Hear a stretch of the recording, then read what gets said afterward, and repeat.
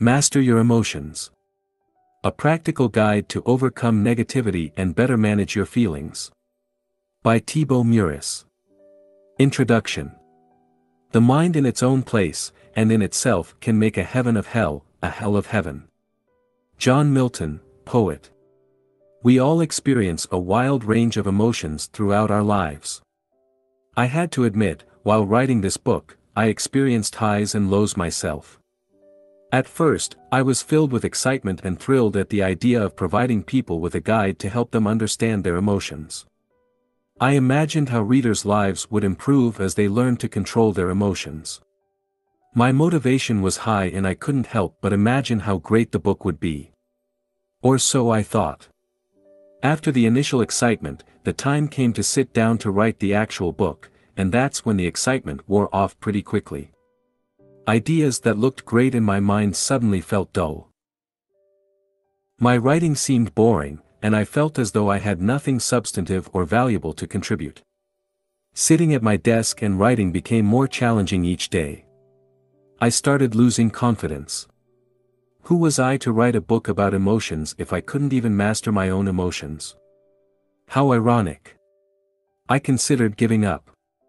There are already plenty of books on the topic, so why add one more? At the same time, I realized this book was a perfect opportunity to work on my own emotional issues. And who doesn't suffer from negative emotions from time to time?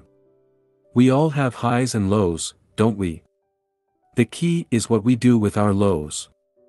Are we using our emotions to grow? Are we learning something from them? Or are we beating ourselves up over them? So, let's talk about your emotions now. Let me start by asking you this. How do you feel right now? Knowing how you feel is the first step toward taking control of your emotions. You may have spent so much time internalizing you've lost touch with your emotions.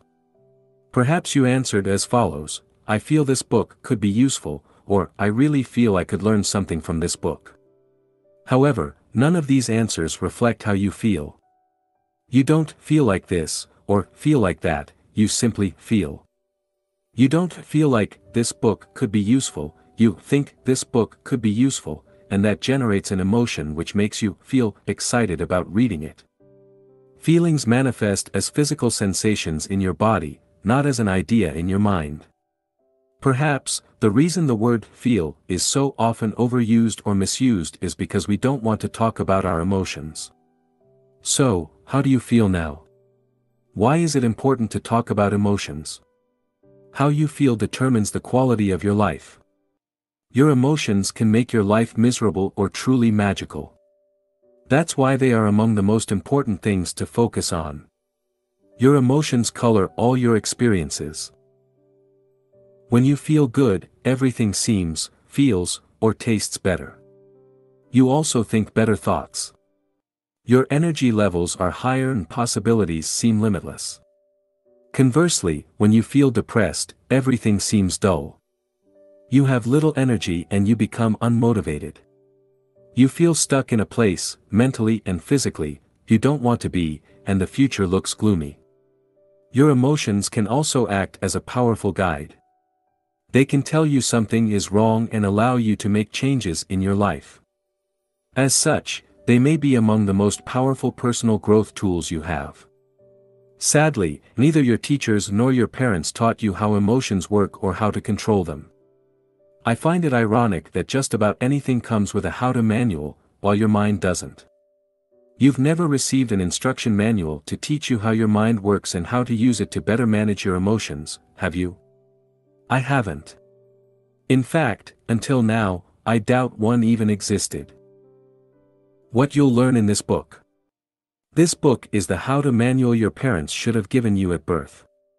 It's the instruction manual you should have received at school. In it, I'll share everything you need to know about emotions so you can overcome your fears and limitations and become the type of person you really want to be.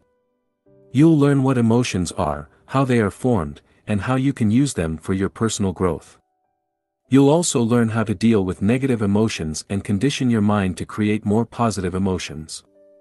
It is my sincere hope and expectation that, by the end of this book, you will have a clear understanding of what emotions are and will have all the tools you need to start taking control of them. More specifically, this book will help you understand what emotions are and how they impact your life, identify negative emotions that control your life and learn to overcome them, change your story to take better control over your life and create a more compelling future, and reprogram your mind to experience more positive emotions. Here is a more detailed summary of what you'll learn in this book. In Part 1, we'll discuss what emotions are. You'll learn why you are wired to focus on negativity and what you can do to counter this effect. You'll also discover how your beliefs impinge upon your emotions. Finally, you'll learn how negative emotions work and why they are so tricky. In Part 2, we'll go over the things that directly impact your emotions. You'll understand the roles your body, your thoughts, your words, or your sleep play in your life and how you can use them to change your emotions. In Part 3, you'll learn how emotions are formed. You'll also learn how to condition your mind to experience more positive emotions. And finally, in Part 4, we'll discuss how to use your emotions as a tool for personal growth. You'll learn why you experience emotions such as fear or depression and how they work. You'll then discover how to use them to grow. Let's get started. How to use this book. I encourage you to read all the way through this book at least once.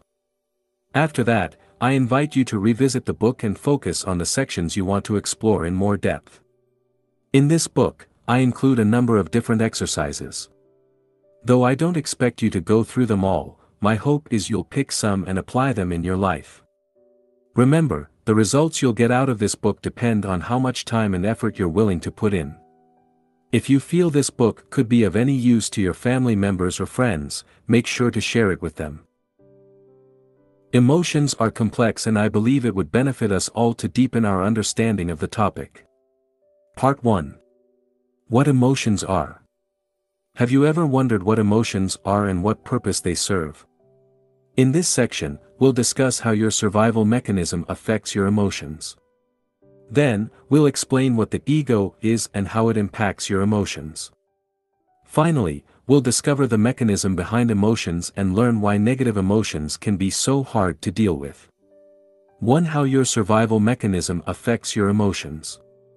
Why people have a bias towards negativity. Your brain is designed for survival, which explains why you're able to read this book at this very moment. When you think about it, the probability of you being born was extremely low. For this miracle to happen, all the generations before you had to survive long enough to procreate. In their quest for survival and procreation, they must have faced death hundreds or perhaps thousands of times. Fortunately, unlike your ancestors, you're, probably, not facing death every day. In fact, in many parts of the world, life has never been safer. Yet, your survival mechanism hasn't changed much. Your brain still scans your environment looking for potential threats. In many ways, some parts of your brain have become obsolete. While you may not be seconds away from being eaten by a predator, your brain still gives significantly more weight to negative events than to positive ones. Fear of rejection is one example of a bias toward negativity. In the past, being rejected from your tribe would reduce your chances of survival significantly. Therefore, you learn to look for any sign of rejection, and this became hardwired in your brain. Nowadays, being rejected often carries little or no consequence to your long-term survival. You could be hated by the entire world and still have a job, a roof and plenty of food on the table, yet, your brain is still programmed to perceive rejection as a threat to your survival. This is why rejection can be so painful. While you know most rejections are no big deal, you nevertheless feel the emotional pain. If you listen to your mind, you may even create a whole drama around it. You may believe you aren't worthy of love and dwell on a rejection for days or weeks. Worse still, you may become depressed as a result of this rejection. In fact, one single criticism can often outweigh hundreds of positive ones. That's why, an author with 55-star reviews is likely to feel terrible when they receive a single one-star review. While the author understands the one-star review isn't a threat to her survival, her authorial brain doesn't. It likely interprets the negative review as a threat to her ego, which triggers an emotional reaction. The fear of rejection can also lead you to overdramatize events. If your boss criticized you at work, your brain may see the event as a threat and you now think, what if I'm fired? What if I can't find a job quickly enough and my wife leaves me? What about my kids? What if I can't see them again? While you are fortunate to have such an effective survival mechanism, it is also your responsibility to separate real threats from imaginary ones. If you don't, you'll experience unnecessary pain and worry that will negatively impact the quality of your life. To overcome this bias towards negativity, you must reprogram your mind. One of a human being's greatest powers is our ability to use our thoughts to shape our reality and interpret events in a more empowering way. This book will teach you how to do this. Action Step. Complete the corresponding exercise in the workbook, Section 1. What emotions are? 1. Bias towards negativity. Why your brain's job isn't to make you happy. Your brain's primary job is not to make you happy, but to ensure your survival. Thus, if you want to be happy, you must take control of your emotions rather than hoping you'll be happy because it's your natural state. In the following section, we'll discuss what happiness is and how it works. How dopamine can mess with your happiness. Dopamine is a neurotransmitter which, among other functions, plays a major role in rewarding certain behaviors. When dopamine is released into specific areas of your brain, the pleasure centers, you get a high. This is what happens during exercise, when you gamble, have sex, or eat great food. One of the roles of dopamine is to ensure you look for food so you don't die of starvation, and you search for a mate so you can reproduce. Without dopamine, our species would likely be extinct by now. It's a pretty good thing, right?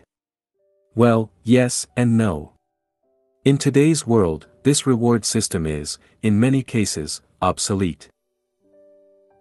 While in the past, dopamine was linked to our survival instinct, the release of dopamine can now be generated artificially. A great example of this effect is social media, which uses psychology to suck as much time as possible out of your life. Have you noticed all these notifications that pop up constantly? They're used to trigger a release of dopamine so you stay connected, and the longer you stay connected, the more money the services make. Watching pornography or gambling also leads to a release of dopamine, which can make these activities highly addictive. Fortunately, we don't need to act each time our brain releases dopamine. For instance, we don't need to constantly check our Facebook news feeds just because it gives us a pleasurable shot of dopamine. Today's society is selling a version of happiness that can make us unhappy. We've become addicted to dopamine largely because of marketers who have found effective ways to exploit our brains. We receive multiple shots of dopamine throughout the day and we love it. But is that the same thing as happiness? Worse than that, dopamine can create real addictions with severe consequences on our health. Research conducted at Tulane University showed that, when given permission to self-stimulate their pleasure center, participants did it an average of 40 times per minute. They chose the stimulation of their pleasure center over food, even refusing to eat when hungry. Korean, Lee Sung-seop is an extreme case of this syndrome. In 2005, Mr. Seop died after playing a video game for 58 hours straight with very little food or water, and no sleep. The subsequent investigation concluded the cause of death was heart failure induced by exhaustion and dehydration. He was only 28 years old. To take control of your emotions, it is essential you understand the role dopamine plays and how it affects your happiness. Are you addicted to your phone? Are you glued to your TV? Or maybe you spend too much time playing video games. Most of us are addicted to something. For some people it's obvious, but for others, it's more subtle. For instance, you could be addicted to thinking. To better control your emotions, it is important to shed the light on your addictions as they can rob you of your happiness. The "one day I will" myth. Do you believe that one day you will achieve your dream and finally be happy? This is unlikely to happen. You may, and I hope you will, achieve your dream, but you won't live happily ever after. This is just another trick your mind plays on you. Your mind quickly acclimates to new situations, which is probably the result of evolution and our need to adapt continually in order to survive and reproduce. This is also probably why the new car or house you want will only make you happy for a while. Once the initial excitement wears off, you'll move on to crave the next exciting thing. This phenomenon is known as hedonic adaptation. How hedonic adaptation works. Let me share an interesting study that will likely change the way you see happiness. This study, which was conducted on lottery winners and paraplegics, was extremely eye-opening for me. Conducted in 1978, the investigation evaluated how winning the lottery or becoming a paraplegic influence happiness. The study found that 1 year after the event, both groups were just as happy as they were beforehand. Yes, just as happy, or unhappy. You can find more about it by watching Dan Gilbert's TED Talk, The Surprising Science of Happiness here. Perhaps you believe that you'll be happy once you've made it. But, as the above study on happiness shows, this is simply not true. No matter what happens to you, you'll revert back to your predetermined level of happiness once you've adapted to the new event.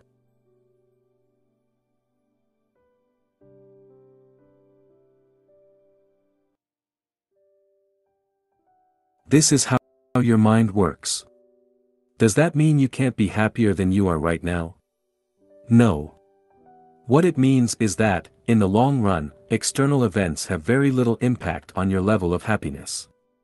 In fact, according to Sonia Lyubomirsky, author of The How of Happiness, 50% of our happiness is determined by genetics, 40% by internal factors, and only 10% by external factors.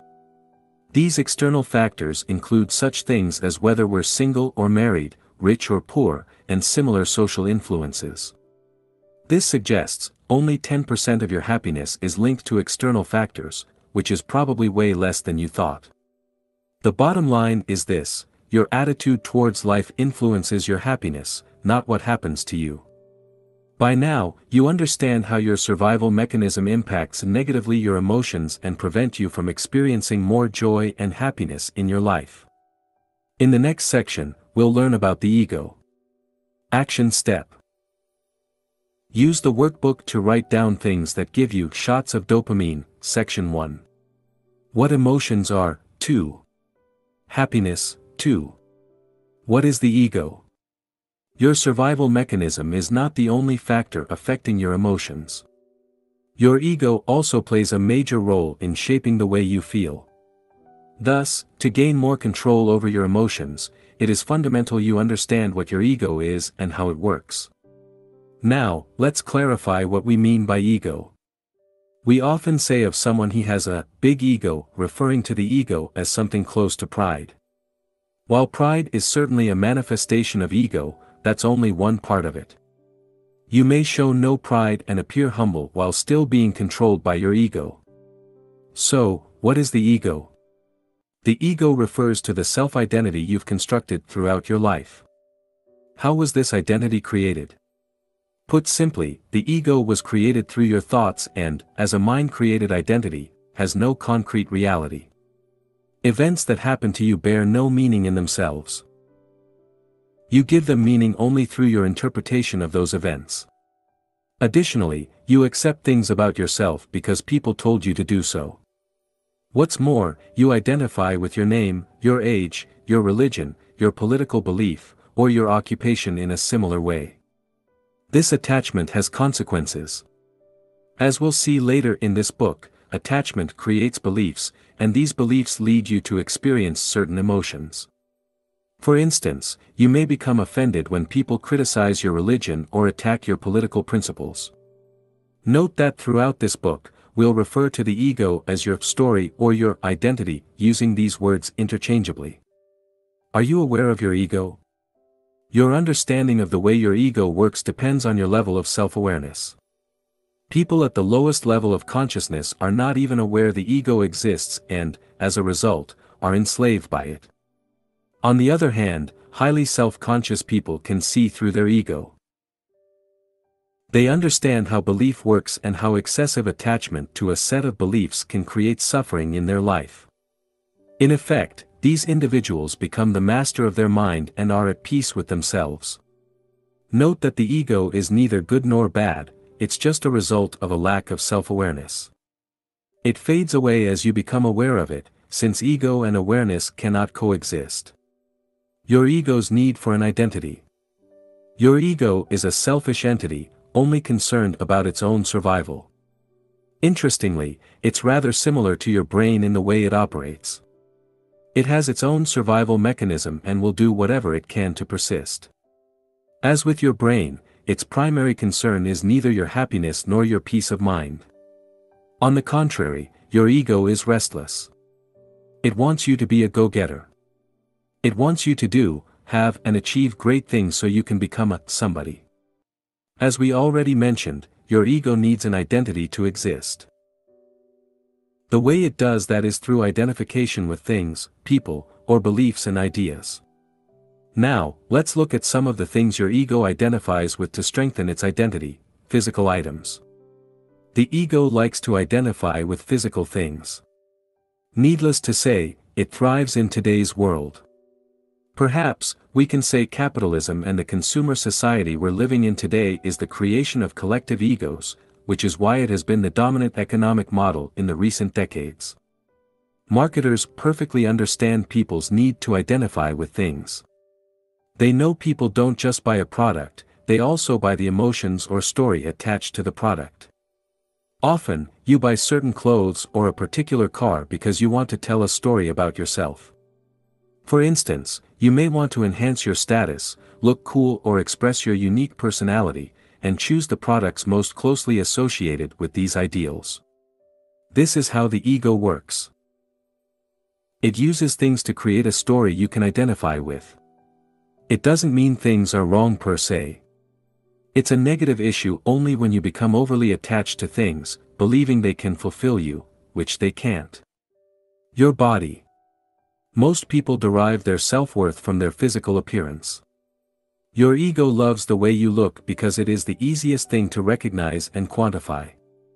When you strongly associate with your physical appearance, you tend to identify more easily with physical and emotional pain. Believe it or not, you can observe your body without identifying with it. Friends/acquaintances. The ego also derives its sense of identity from your relationships with others. The ego is only interested in what it can get from others. In other words, the ego thrives on the way it can use people to strengthen its identity.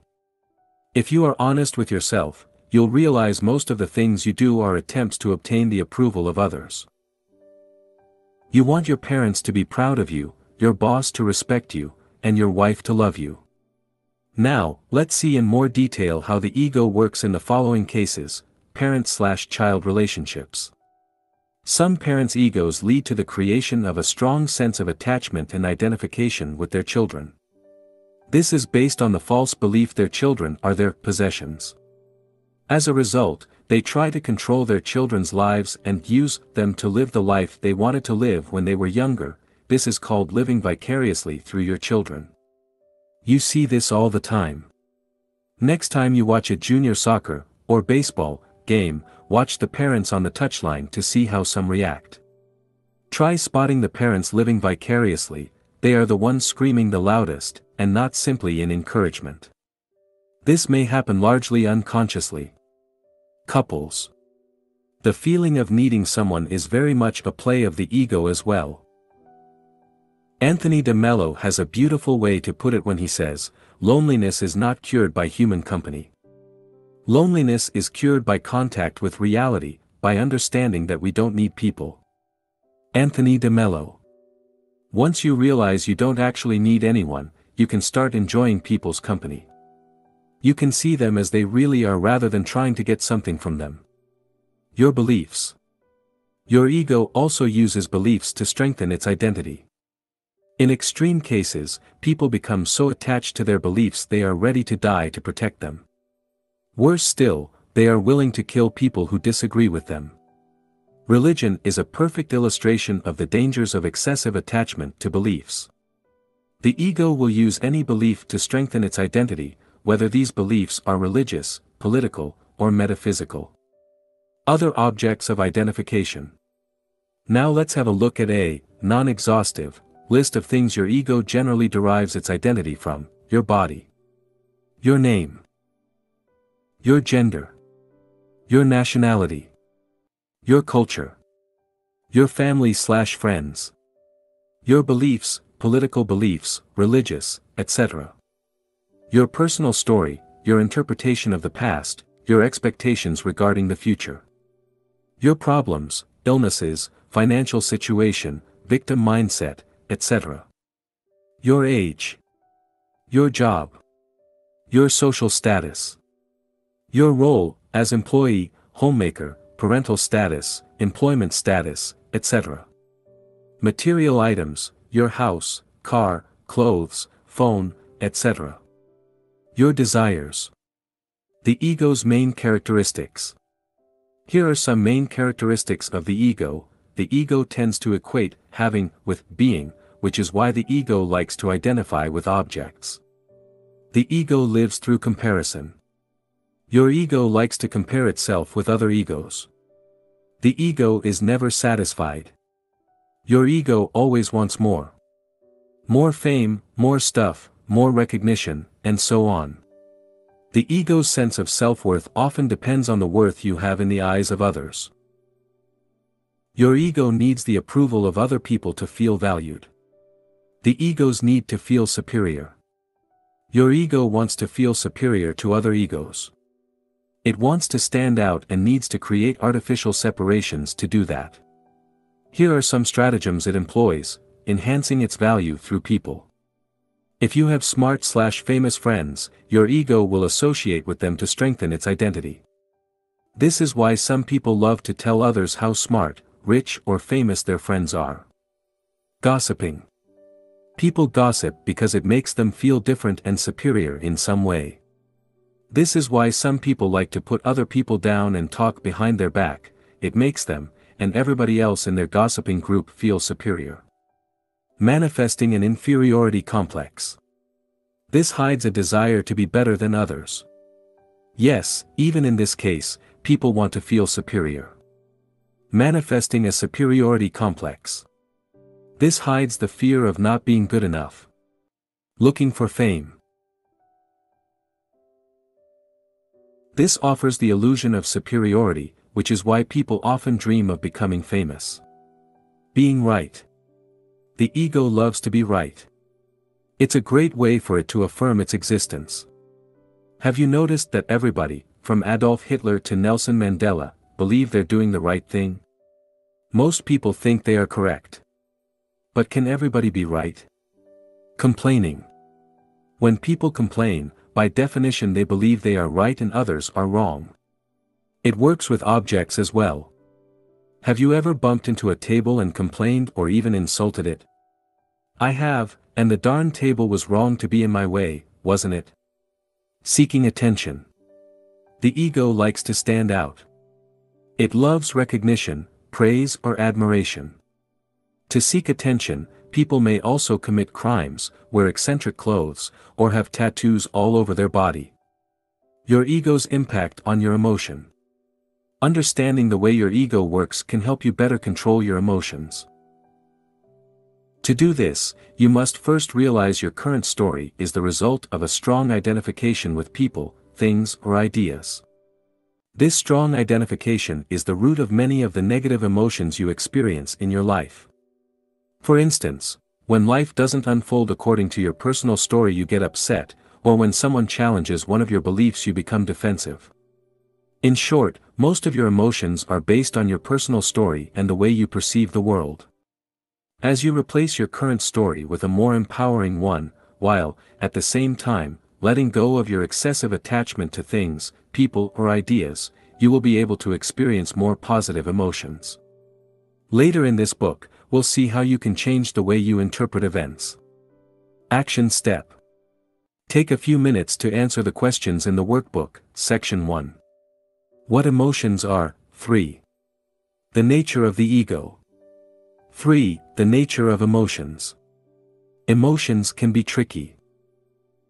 In this section, we'll discuss in depth how they work. By understanding the mechanism behind emotions, you'll be able to manage them more effectively as they arise. The first thing to understand is that emotions come and go. One moment you feel happy, the next you feel sad. While you do have some control over your emotions, you must also recognize their unpredictable nature. If you expect to be happy all the time, you set yourself up for failure.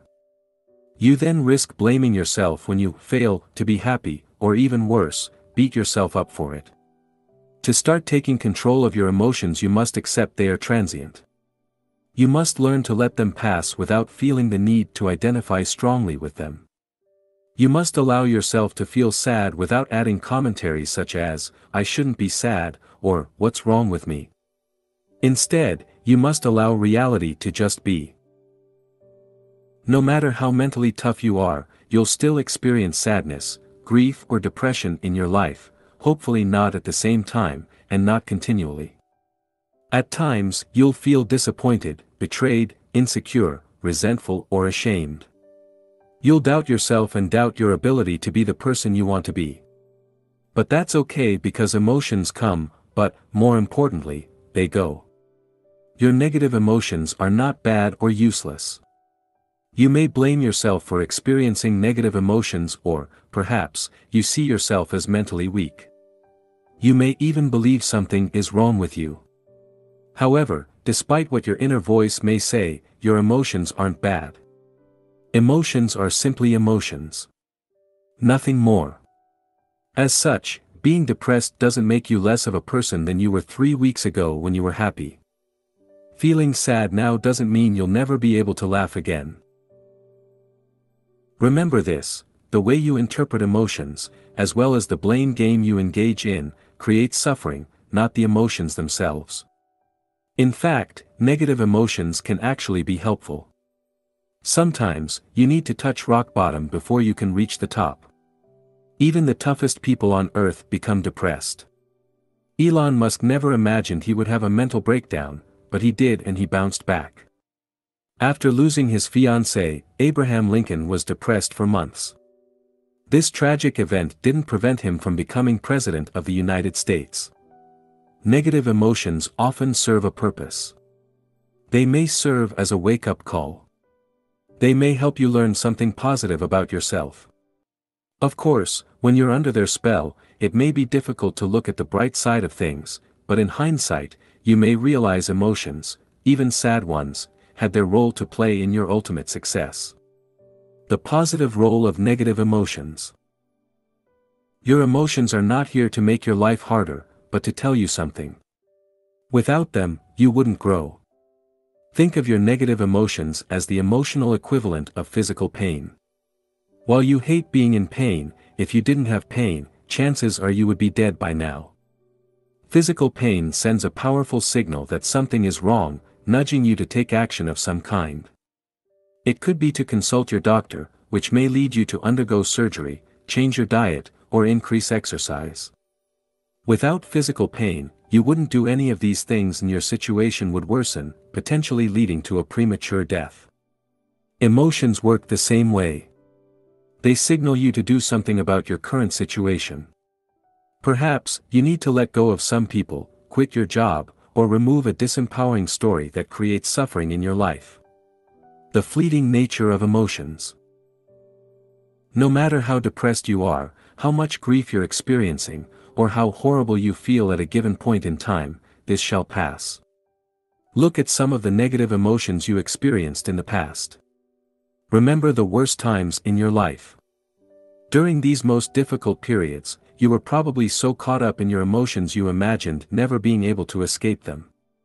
You couldn't imagine being happy again. But even these episodes ended. Eventually, the clouds dissipated and the real you shone again. Your emotions come and they go. Your depression will go, your sadness will vanish and your anger will fade away. Bear in mind, if you experience the same emotions repeatedly, it probably means you hold disempowering beliefs and need to change something in your life. We'll discuss how later. If you suffer from severe, chronic depression, it might be a good idea to consult a specialist. The trickiness of emotions. Have you ever felt you'll never be happy again? Have you ever been so attached to your emotions you thought they'll never go away? Don't worry, it's a common feeling. Negative emotions act as a filter that taints the quality of your experiences. During a negative episode, every experience is perceived through this filter. While the world outside may remain the same, you will experience it in a completely different way based on how you feel. For instance, when you're depressed, you don't enjoy the food you eat, the movie you see, or the activities in which you engage. You only see the negative side of things, feeling trapped and powerless. On the other hand, when you're in a positive mood, everything in life appears better. Food tastes great, you're naturally friendlier, and you enjoy all the activities you partake in. You may now believe that, armed with the knowledge you have gained from this book, you'll never be depressed again. Wrong. You'll keep experiencing sadness, frustration, depression, or resentment, but hopefully, each time these occur, you'll become wiser and wiser, remembering that this too shall pass. I have to admit, I can easily be fooled by my emotions. While I know I am not my emotions, I still give them too much credit and fail to realize they are just temporary visitors. More importantly, I fail to remember they are not me. Emotions always come and go, but I remain. Once the emotional storm has passed, I generally feel like an idiot for having taken my emotions so seriously. Do you? Interestingly, external factors might not be, and often aren't, the direct cause of a sudden change in your emotional state. You can be in the exact same situation, with the same job, the same amount of money in your bank account, and have the same problems as always, but experience radically different emotional states. In fact, if you look at your past, this is often what happens. You are mildly depressed for a couple of hours or a few days, before bouncing back to your default emotional state. During this period of emotional stress, your environment doesn't change at all. The only thing that changes is your internal dialogue. I encourage you to make a conscious effort to notice whenever such events happen and start seeing through your emotions' trickery. You might want to go one step further and record these events in a journal. By doing so, you will gain a deeper understanding of how emotions work and, as a result, you will be better equipped to manage them. The evil power of emotions. An emotion usually represents an amplified energized thought pattern, and because of its often overpowering energetic charges, it is not easy initially to stay present enough to be able to watch it. It wants to take you over, and it usually succeeds, unless there is enough presence in you. Eckhart Tolle, The Power of Now. Negative emotions are like a spell. While you're under their influence, breaking free from them seems impossible. You may know dwelling on the same thoughts is pointless, yet you can't help but go along with the flow. Feeling an intense pull, you keep identifying with your thoughts and, as a result, feel worse and worse. When this happens, no rational argument seems to work. The more these emotions fit your personal story, the stronger the pull becomes. For instance, if you believe you aren't good enough, you may experience negative emotions such as guilt or shame each time you judge what you do is not good enough. Because you've experienced these emotions so many times before, they have become an automatic response. For more information on how the identification with emotions works, refers to the section Identification. The filtering power of emotions. Your emotional state can drastically affect your outlook on life, leading you to act and behave differently. When you're in a positive state, you have more energy available. This gives you more confidence in everything you do. An openness to consider new actions that could improve your life. The ability to leave or break out of your comfort zone, more emotional room to persevere during tough times, better ideas and enhanced creativity, and easy access to positive emotions within the same emotional range. When you're in a negative state of mind, you have less energy available, giving you a lack of confidence that affects everything you do, a lack of motivation that reduces the scope of actions you're willing to take. A reluctance to take on new challenges and leave your comfort zone. A reduced ability to persevere in face of setbacks, and a propensity to attract negative thoughts within the same emotional range. Let's have a look at a real example. Real life example. Let me share with you a real example from my own life. Both cases happened under the same external conditions. The only difference was my emotional state at the time. Case 1, feeling excited about my online business, more confidence in everything I do, I feel as though my ideas are good. I'm excited to work on my books and eager to write articles. I am open to sharing my work and promoting it. An openness to consider new courses of action, I am open to new ideas or to work on a new project. I can think of ways to collaborate with other authors and start building a new coaching program to offer my audience. The ability to get out of my comfort zone, it becomes easier for me to push myself beyond my comfort zone. I may contact people I don't know, or run Facebook Lives for instance. More emotional room to persevere, I stick to my projects even when I lack motivation. Better ideas and enhanced creativity, I am open to new ideas. I might come up with new ideas for books, articles or other creative projects. Easy access to more positive emotions, I attract more positive emotions. At the same time, my mind rejects negative thoughts more easily, by refusing to identify with them. Case 2, feeling mildly depressed due to my lack of results, a lack of confidence, I start doubting myself and all the projects I'm currently working on. Suddenly, everything I do becomes useless or not good enough. Thoughts like, what's the point, I'm not going to make it, or I'm stupid, cross my mind. Needless to say, promoting myself becomes a major challenge. A lack of motivation, I don't feel like doing anything. I'm attacked by, and am unable to escape, negative thoughts. I have the same negative thoughts again and again, which repeat like a broken record. They seem so real and taint all my experiences. A difficulty to take on new challenges, I have little energy left over to leave my comfort and undertake challenging projects. A reduced ability to persevere, I have difficulty finishing tasks and I procrastinate over tasks I should be working on. A propensity to attract negative thoughts, I attract more and more negative thoughts. Although these thoughts may have been crossing my mind before, now they stick fast. By identifying with these thoughts, I generate more negative emotions. Both cases happened only a few days apart.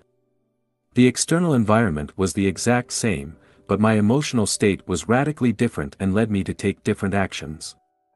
The magnetic power of emotions. Your emotions act like magnets. They attract thoughts on the same wave. That's why, when you're in a negative state, you easily attract other negative thoughts, and by latching onto these thoughts you make the situation worse. As Eckhart Tolle wrote in The Power of Now, often, a vicious circle builds up between your thinking and the emotion, they feed each other. The thought pattern creates a magnified reflection of itself in the form of an emotion, and the vibrational frequency of the emotion keeps feeding the original thought pattern. Eckhart Tolle.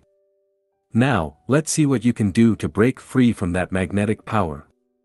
Breaking the magnetic power of emotions. Let's say you have a bad day at work and you're in a terrible mood.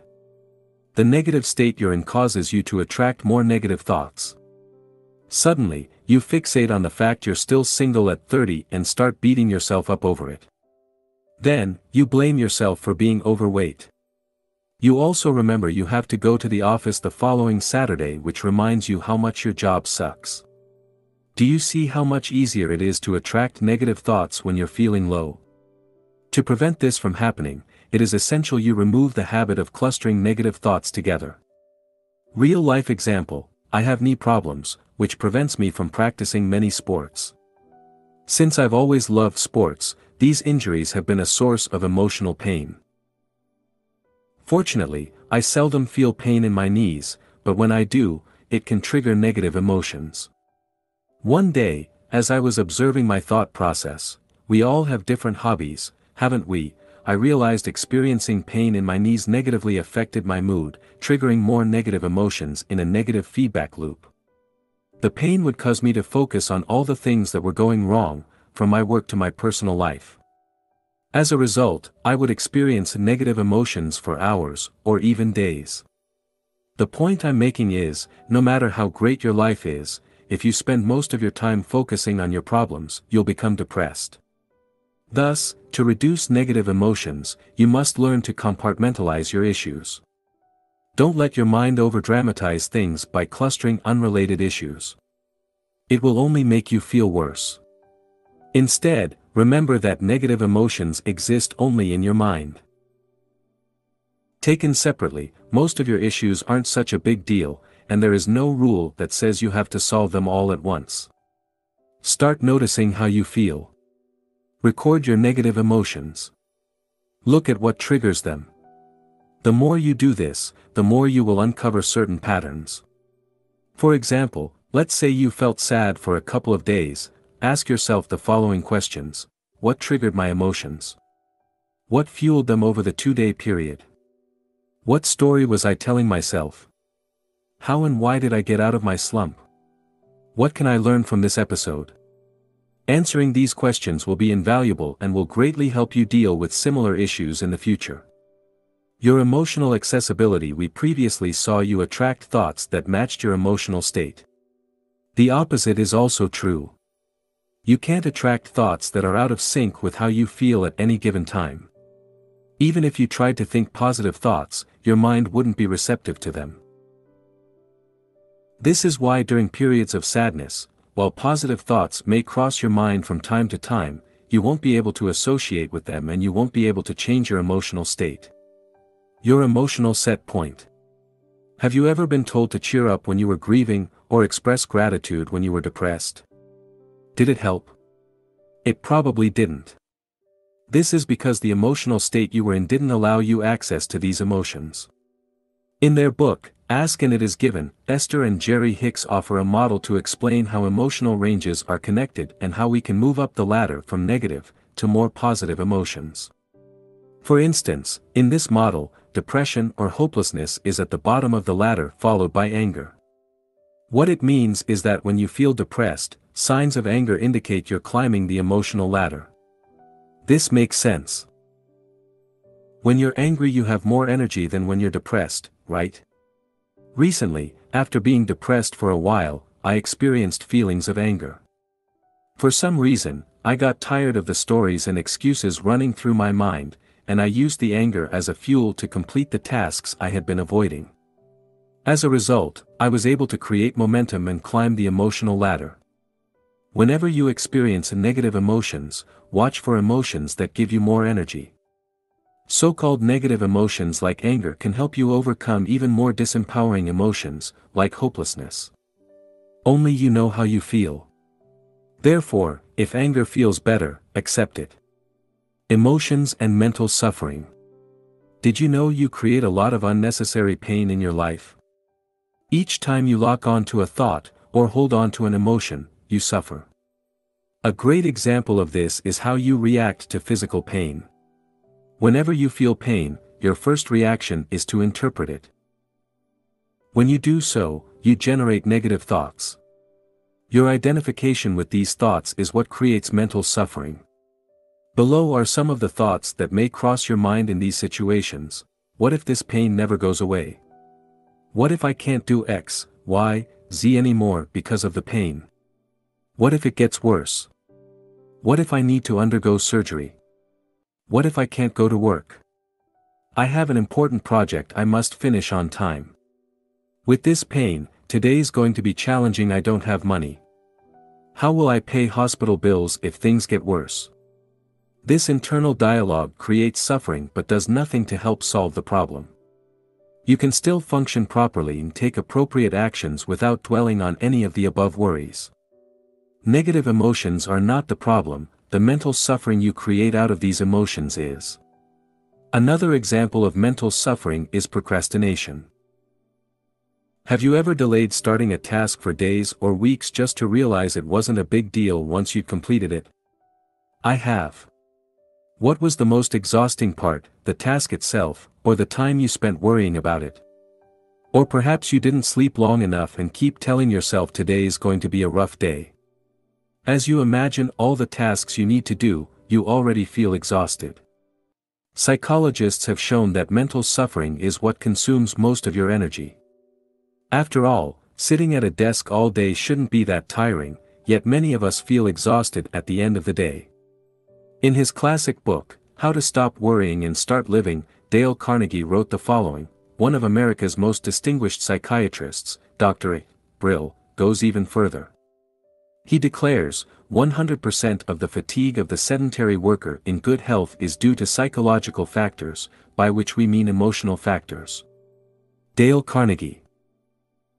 People inflict a tremendous amount of suffering on themselves. As you continue reading this book, you'll realize the idiocy of this activity. You'll notice people around you dwelling on a past they cannot alter. You'll see your family members and friends worrying about a future they cannot predict. You'll witness people having the same repeated thoughts, running in circles to fight a problem that exists only in their mind. For thousands of years, mystics have told us that problems are in our mind. They have repeatedly invited us to look within. Yet, today, how many people are listening? Too many of us are addicted to our problems. Instead of letting go, we complain, we play the victim, we blame other people, or we discuss our problems without doing anything to solve them. To reduce this mental suffering, we must refuse to interpret our emotions in a negative and disempowering way. Why problems don't exist? If we go one step further and look at reality in an objective way, we can say that problems don't actually exist. Here is why: what you don't focus on doesn't exist, a problem only exists when you give it your attention. From your mind's perspective, what you don't give any thought to doesn't exist. Let's take a hypothetical example.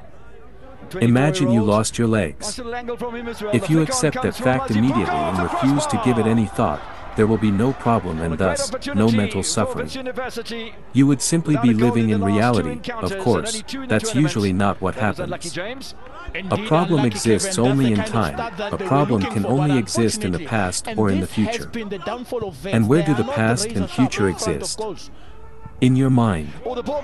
To acknowledge a problem, you must use your thoughts, and thoughts exist in time, not in the present moment.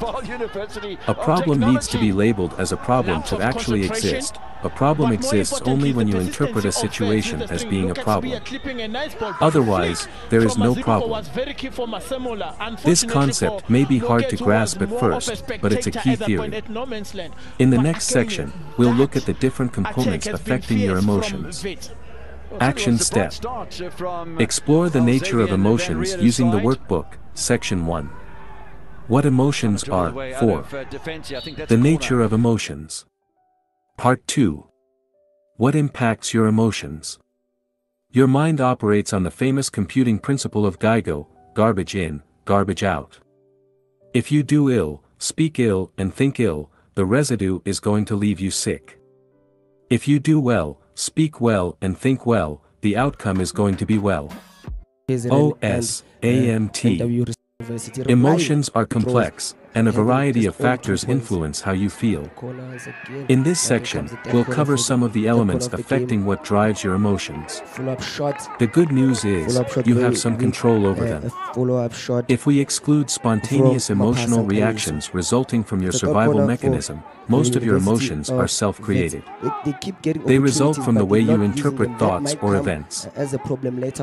However, these aren't the only elements that affect your emotional state.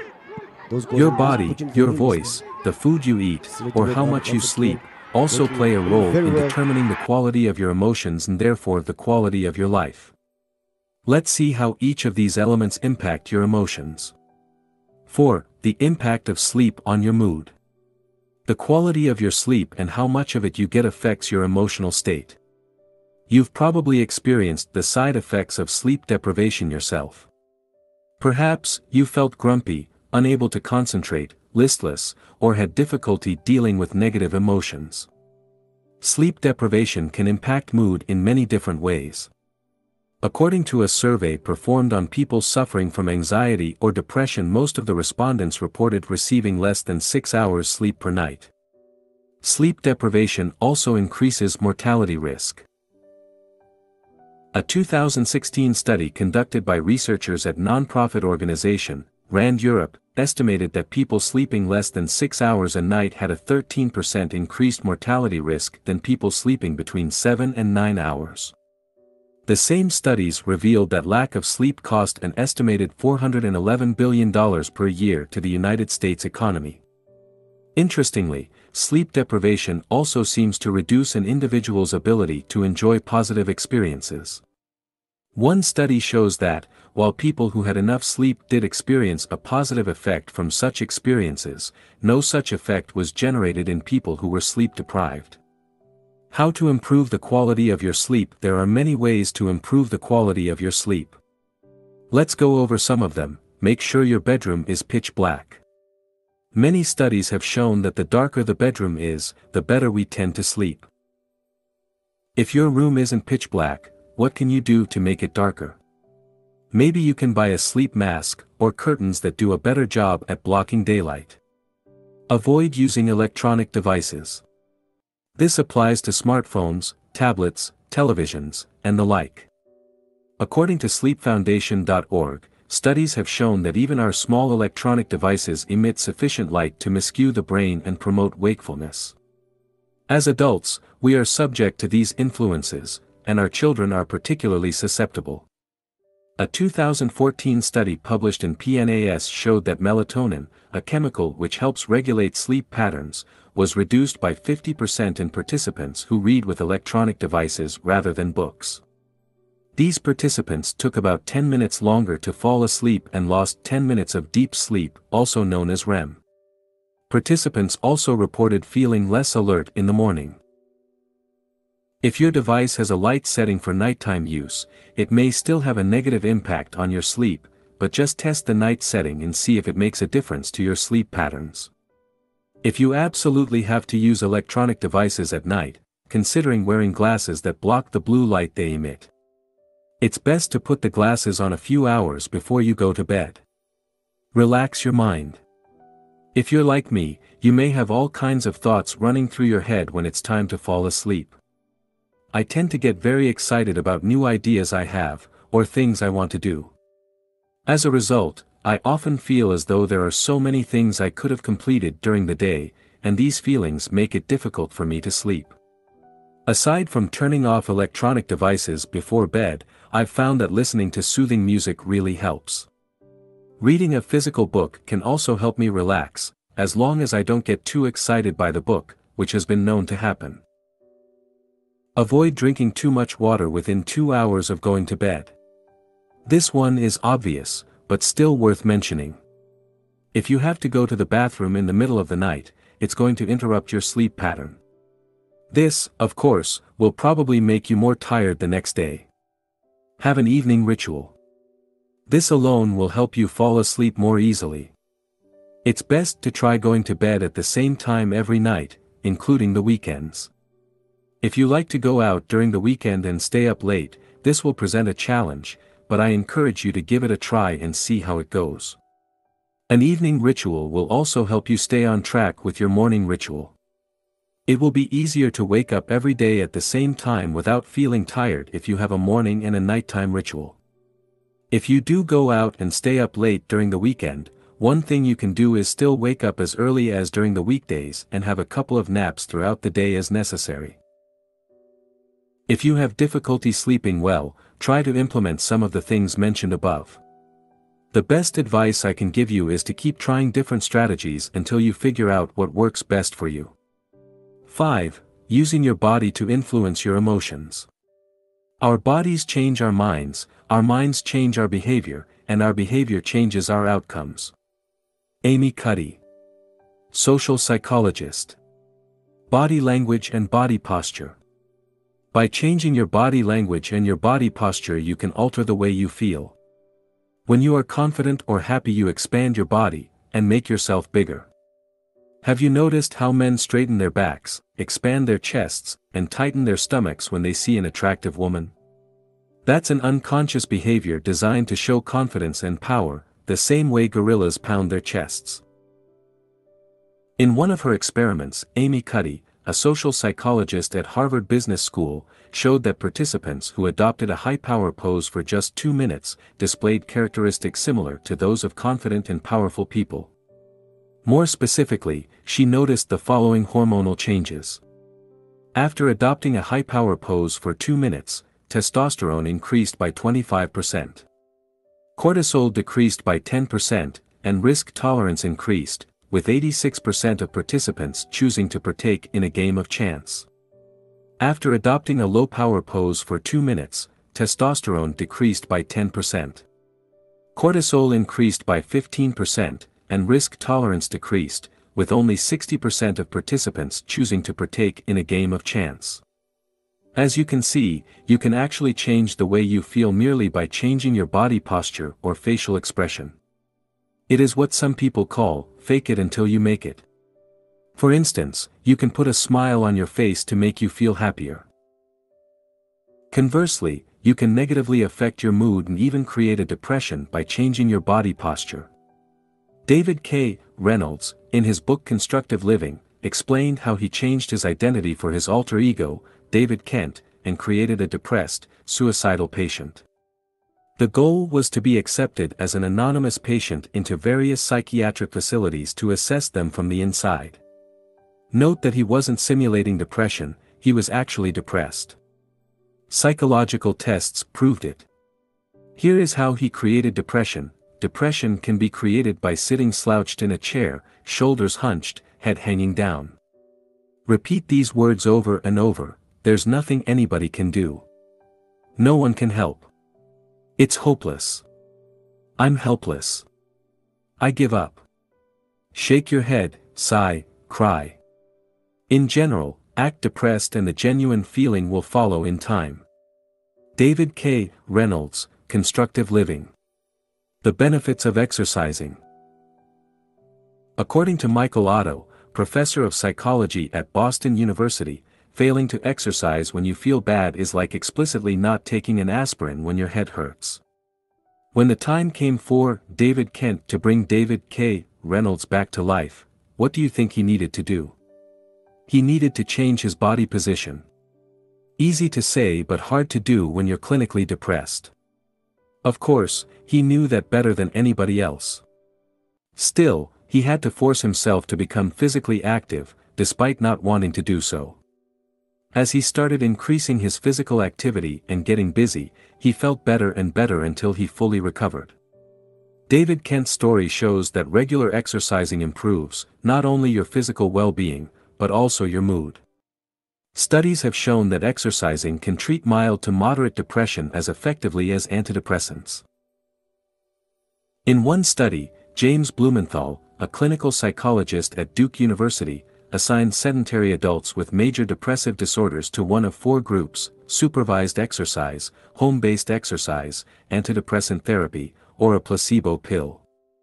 After 4 months, Blumenthal found that patients in the exercise and antidepressant group had the highest rates of remission. In his conclusions, he stated that exercise has more or less the same effect as antidepressants. When he followed up with the same patients a year later, Blumenthal discovered that people who were still exercising regularly had lower depression scores than people who only exercised sporadically. Exercise seems to not only help treat depression, but also to prevent relapse. So, when it comes to mastering your emotions, make sure exercising is part of your toolbox. Fortunately, you don't have to run 10 miles a day to reap the benefits of exercise. Simply walking for 30 minutes, 5 days a week can work wonders. According to research published in PLOS Medicine, 2.5 hours moderate exercise a week could add 3.25 years to your lifespan. Another study of 5,000 people in Denmark showed that individuals who exercised regularly lived 5 to 7 years longer than sedentary counterparts. As for the benefits of exercising on your mood, they are both immediate and long-term. Professor of Psychology, Michael Otto, says you usually derive a mood enhancement effect within 5 minutes of partaking in moderate exercise. And, as we've just seen, exercising regularly improves your long-term mental health and can be as effective as antidepressants. What about you? What activity are you going to take on to improve your mental and physical health? 6. Using your thoughts to influence your emotions. You become what you think about all day long. R.L.P.H. Waldo Emerson, essayist and poet. Your thoughts define who you are and create your reality. That's why you should channel your thoughts towards what you want, not what you don't want. As the success expert Brian Tracy says, the key to success is to focus our conscious mind on things we desire, not things we fear. The benefits of meditation. In Buddhism, the mind is often referred to as the monkey mind, because Buddhists believe human thoughts are similar to a monkey relentlessly swinging through trees. They are all over the place and never seem to stop. Meditation helps tame the monkey and cure it of restlessness. As you meditate, you become aware of the incessant flow of thoughts popping into your mind. With practice, you learn to distance yourself from thoughts, reducing their power and their impact. As a result, you'll experience less negative emotions and feel more at peace. The benefits of visualization. Did you know your subconscious can't clearly distinguish real experiences from fake ones? This means you can trick your mind by simulating desired experiences through visualization. The more details you visualize, the more your brain will interpret the experience as real. By using visualization to elicit positive feelings such as gratitude, excitement, or joy, you can condition your mind to experience more positive emotions, as we'll see in more depth in the section, Conditioning Your Mind. 7. Using your words to influence your emotions. Your words have more impact on your thoughts and behaviors than you might realize. Because your thoughts, words, and behaviors are all interconnected, they influence each other. For instance, when you lack confidence, you use certain words such as, "I'll try," "I hope," or "I wish." Conversely, using specific words can make you feel less confident. This also means you can boost your confidence by using certain words such as, "I will."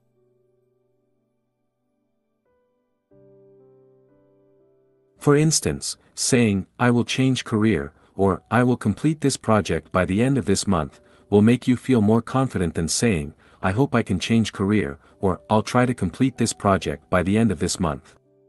To enhance your confidence, replace words that show self-doubt with words that display confidence as shown below. Words to be avoided: would / could / should / might try / hope / wish. Maybe / perhaps. If everything is okay. If everything goes well. Words to be used instead: I will. Absolutely. Definitely. Of course. Sure. Certainly. Obviously. Without any doubt. No problem. The power of positive affirmations. Positive affirmations are sentences you repeat to yourself on a regular basis until your subconscious mind accepts them as true. Over time they help you condition your mind to experience positive emotions such as confidence or gratitude. For more information on how to condition your mind, refer to the section, Conditioning Your Mind. How to use positive affirmation. Use the present tense and not the future tense, I am, not, I will. Avoid negative forms like, I am not shy. Instead, use, I am confident. Repeat the sentence again and again for 5 minutes. Do it every single day without exception for a month, and preferably longer. Use visualization at the same time and involve your emotions. Some examples of powerful affirmations: I love being confident. I am independent of the good or bad opinions of others. I am beneath no one and no one is beneath me.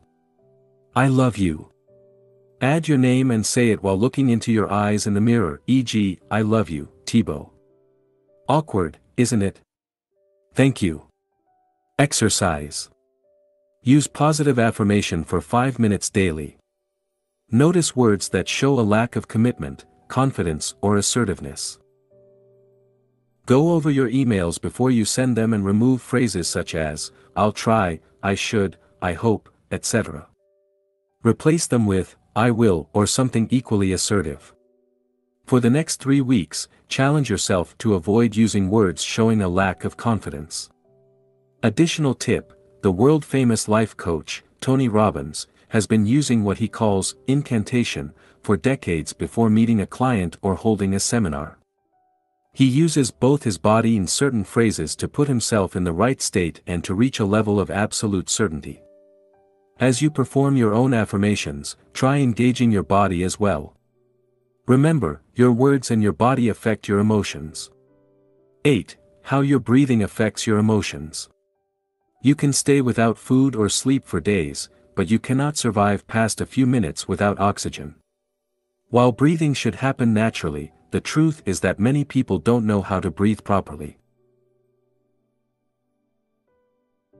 As a result, they don't generate as much energy as they could. These individuals tire more easily than others, which affects their mood and make them more prone to experience negative emotions.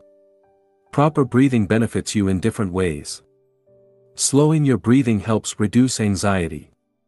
In Breath Walk, breathing your way to a revitalized body, mind and spirit, Guru Charan Singh Khalsa and Yogi Bhajan mentioned the following benefits from slow breathing: 8 breathing cycles per minute, relief from stress and increased awareness. 4 breathing cycles per minute, intense feelings of awareness, increased visual clarity, heightens bodily sensitivity. 1 breathing cycle per minute, optimized cooperation between brain hemispheres, dramatic calming of anxiety, fear, and worry. Rapid breathing such as the breath of fire, allows you to release stress, be more alert and have more energy alongside with other benefits. You can watch a tutorial video here. For a more general overview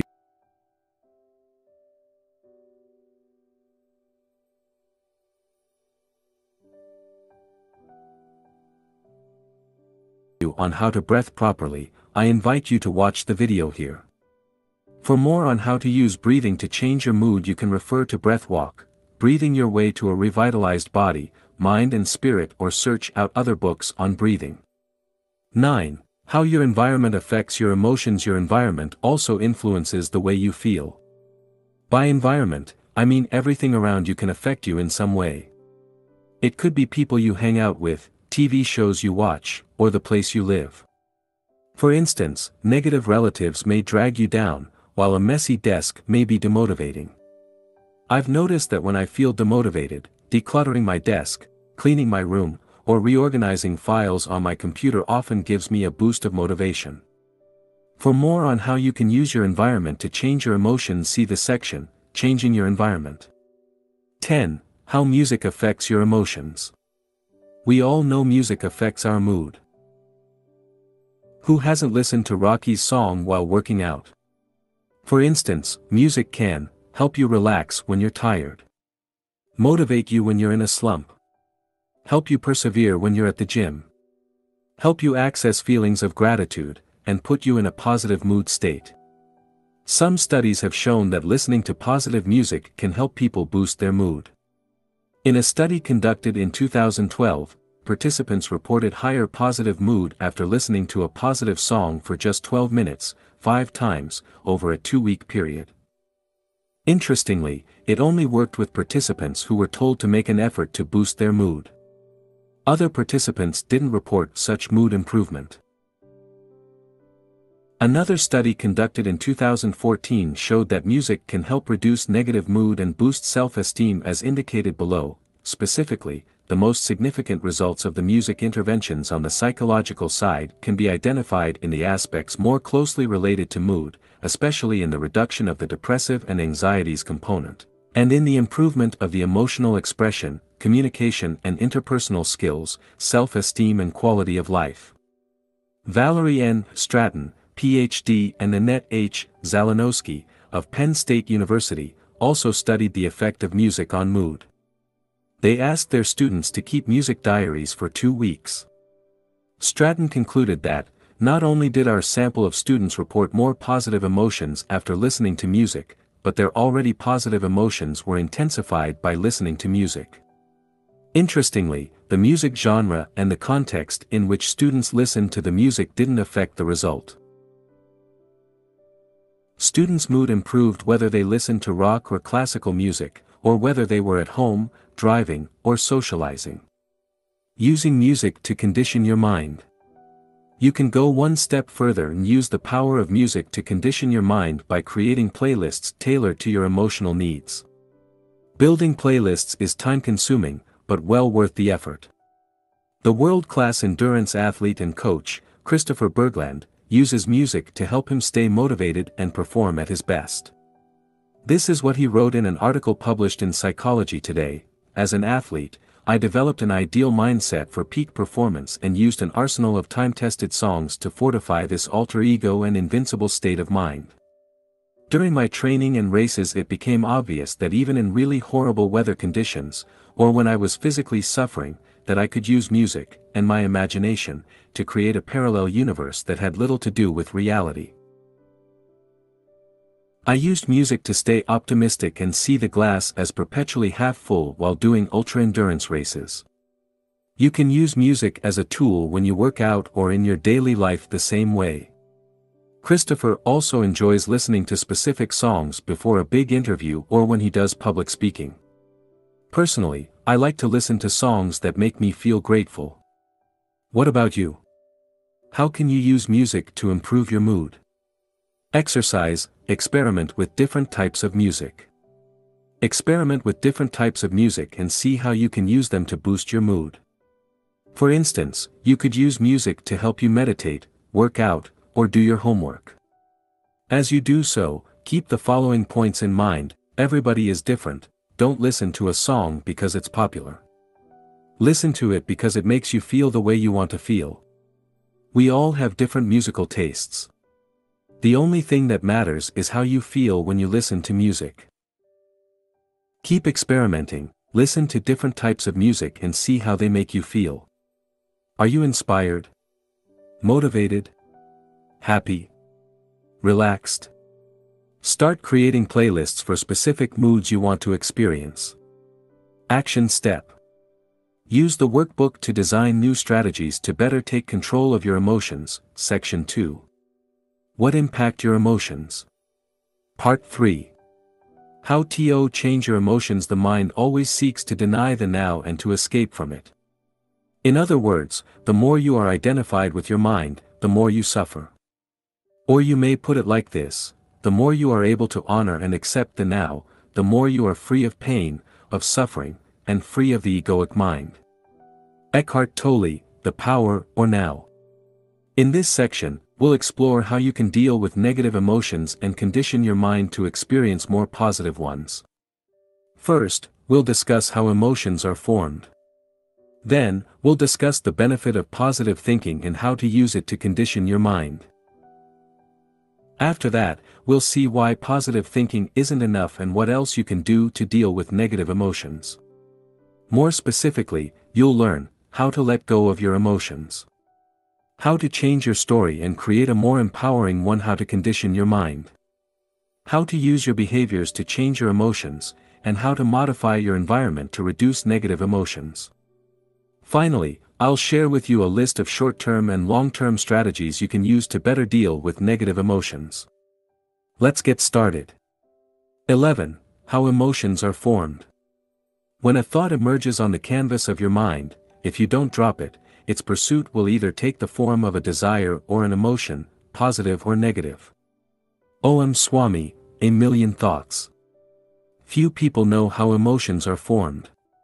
While we experience them all day long, we seldom, if ever, take time to understand why we are feeling certain emotions and how they came into existence. First, let's differentiate two types of negative emotions. The first type are the negative emotions you experience spontaneously. These are the emotions that keep you alive, such as the fear our ancestors felt when they encountered a saber-toothed tiger. The second type of negative emotions are the ones you create in your mind by identifying with your thoughts. These emotions aren't necessarily triggered by external events, although they may be. These emotions tend to last longer than the first type. Here is how they work. A random thought arises. You identify with that thought. This identification creates an emotional reaction. As you keep identifying with that thought, the related emotion grows stronger until it becomes a core emotion.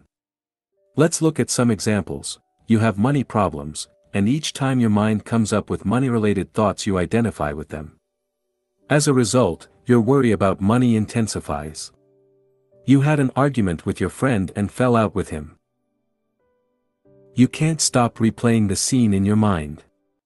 As a result, months have passed and you still haven't called to make up with your friend. You made a mistake at work and are ashamed of yourself. You keep revisiting the same thought over and over. As a result, your feelings of inadequacy grow stronger. Your tendency to identify with negative thoughts repeatedly is what allows them to grow stronger. The more you focus on your financial challenges, the easier it will be for related thoughts to arise in the future. The more you replay the argument with your friend in your head, the stronger the feelings of resentment will grow. Similarly, as you keep thinking of the mistake you made at work, you invite feelings of shame and intensify the situation. The point is, when you give thoughts room to exist, they spread and become major points of focus. This simple process of identification allows seemingly inoffensive thoughts to take control of your mind.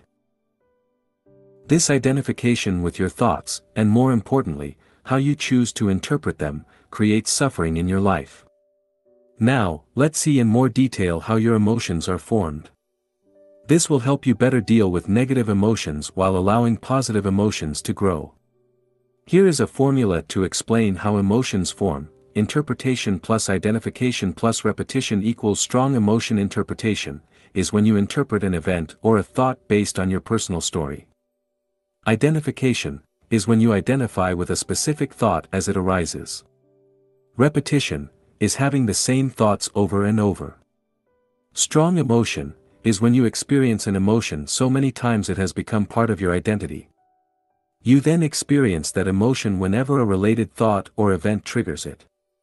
Altogether, interpretation, identification and repetition give room for emotions to grow. Conversely, whenever you remove one of these elements from the equation, these emotions start losing their power over you. To sum up, for an emotion to grow in intensity and duration, you must first interpret an event or a thought, then, you must identify with that thought as it arises, finally, you must repeat the same thoughts again and again, and identify with it. Now, let's discuss in more depth each component of the formula. 1. Interpretation. Interpretation plus identification plus repetition equals strong emotion. Negative emotions always result from your interpretation of events. That's why two different people might react to the same event in different ways. One might be devastated, while the other might be unaffected. For instance, for a farmer rain could be a blessing, but for someone going on a picnic it would be seen as a curse. That's because of the meaning they give to the event. In short, for negative emotions to arise, you must add your interpretation to a specific event. The event in itself cannot trigger negative emotions without your consent. So, why do you keep experiencing negative emotions? I believe it's because reality fails to meet your expectations. You want reality to be one way, but it turns out to be another. You go on a picnic and want the weather to be good, but it rains. You want a promotion at work, but you don't get it. You want to make money with your side business, but it's not working. Your interpretation of reality creates suffering in your life. Reality in itself can never be upsetting. This is worth repeating. We'll discuss in depth how you can change your interpretation in the next section entitled, Changing Your Story. 2. Identification. Interpretation plus identification plus repetition equals strong emotion. Now, let's focus on the second part of the formula, identification. For an emotion to survive long-term, there must be a process of identification. Emotions cannot persist unless you give them your attention. The more you focus on your emotions, and identify with them, the more powerful they become. People often feel the urge to identify with their emotions and find themselves unable to disengage from them. They fail to realize one of the most important truths in this world: you are not your emotions. Your emotions will come and they will go. So, when you catch yourself saying, "I'm sad," remember you are incorrect. Nobody has ever been sad, because your emotions are not who you are. They can appear to be you, but they will soon disappear, like clouds in the sky. Think of yourself as the sun, and the sun is always there whether or not you perceive it, whether or not it's hidden by the cloud. You are not your emotions. You are not sad, you merely experience feelings that you may call sadness at a given point in time. This is an important point. I hope you can see the difference. Another way to see your emotions is as the clothes you wear. What emotional clothes are you wearing right now? Are they clothes of excitement? Depression? Sadness? Bear in mind, tomorrow, or a week from now, you will likely be wearing different clothes. How long you wear your clothes, your emotions, depends on how much you love them, i.e., how much you're attached to your emotions. An emotion in itself is powerless. What gives it power is your conscious or unconscious identification with it. That's why an emotion given no attention will eventually fade away. Try the following exercise: whenever you're angry, get busy with any activity requiring your full attention. You'll see your anger quickly dissipate. Conversely, keep dwelling on the feelings of anger, and you'll see it grow until it becomes one of your major emotional states. 3. Repetition. Interpretation plus identification plus repetition equals strong emotion. We've seen that the way you interpret an event or a thought determines how you feel. We also know that, as you identify with your thoughts or feelings, they become emotions. Now, if you keep repeating that process, you'll condition your mind to experience these specific emotions, positive or negative. For instance, if you focus your attention on what you believe your friend did to you, feelings of resentment will grow. As a result, you could hold a grudge for months. People often do this. They waste time holding on to negative emotions that serve no purpose just because they can't let go of them. Conversely, if you disengage from your thoughts of resentment and simply observe them, over time they will lose power and the associated resentment will fade away. In fact, if you had let go of the thought of resentment immediately after it arose, your feelings of resentment would have dissipated almost instantly. We'll see how you can let go of your emotion in the section, Letting Go of Your Emotions. Action Step. Resist negative emotions from the past using the workbook, Section 3. How to change your emotions. 1. How emotions are formed. Recall the last time you felt anger, sadness, frustration, fear, or depression. Now, write down what happens for each of the following: interpretation, what events happened and what thoughts arose. Identification, how did you respond to these thoughts? Repetition, did you identify with these thoughts repeatedly? 12. Changing your interpretation. The sight of a slaughterhouse may trigger a negative emotion in you, whereas it may be positive for the business owner and natural for the machine operator. It all depends on how you are conditioned. Om Swami, a million thoughts. In itself, an event or a thought has no power to alter your emotional state. What generates emotions is the way you choose to interpret the event or thought. This is why two people can react differently to the same situation. One will see a problem and blame external circumstances, while the other will see an opportunity to be embraced. One will get stuck, the other will grow. The way you interpret events is closely linked to general assumptions you hold about life. As such, it is essential we first delve into the underlying assumptions that lead to these interpretations. Exploring your assumptions. To enter a given emotional state, you made certain assumptions regarding how things should be. These assumptions constitute your subjective reality. Because you're convinced they are true, you don't question them. Below are some examples of assumptions you may have. Problems should be avoided. This is a problem. I should be healthy. I'll live at least until I'm 70. I must get married. Complaining is normal. There is nothing wrong with dwelling on the past. I need to worry about the future, and/or. Now, let's look at each one of these assumptions. Problems should be avoided. Many people want to get rid of their problems. But what if you can't, and what if you don't need to? For sure, some people have better problems than others, but everybody has problems. What if the assumption that you shouldn't have any problems is wrong? What if you need to learn how to dance in the rain and make the most of your problems? What if problems are just challenges to be overcome, and part of life? This is a problem. What if this thing you label as a problem is actually not a problem? What if it doesn't matter as much as you think? What if it's an opportunity in disguise? And how could you make it so? I should be healthy. We tend to take our health for granted, but we cannot guarantee we won't get sick tomorrow. What if your health is a blessing and not necessarily the default position? Wouldn't that make you think of your health in a different way? I'll live at least until I'm 70, you probably assume you'll live a long life, but what if that's not the case? Isn't living a long life a blessing rather than something you should take for granted? Unfortunately, some people die young, but that's the nature of reality. People say, he died too young, but is that correct? Isn't it more accurate to say that he just died? Neither too young nor too old.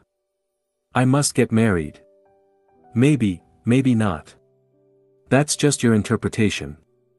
Shoulds are generally things society or your parents expect you to do, but it doesn't mean it has to be that way. These are often cultural norms or conditioned behaviors. Complaining is normal. Most complaining is a play of the ego and is not constructive. It doesn't help you and doesn't change anything. The only thing it does is strengthen your ego and offend people. Try to spend an entire week without complaining and see what happens. There is nothing wrong with dwelling on the past. You probably spend too much time dwelling on the past. Everybody does. But do you realize the past exists only in your mind? And do you realize you can't change it no matter what you do? Learning from your past is useful, dwelling on it isn't. I need to worry about the future. Worrying about the future is unavoidable to a certain extent, but it doesn't help. Instead, you should do the best you can in the present to avoid future problems. You don't need to have the perfect life to be happy. Happiness is a choice you need to make every day. You must practice it since, as we've seen before, external factors won't significantly affect your happiness. These are just some examples of assumptions you may hold.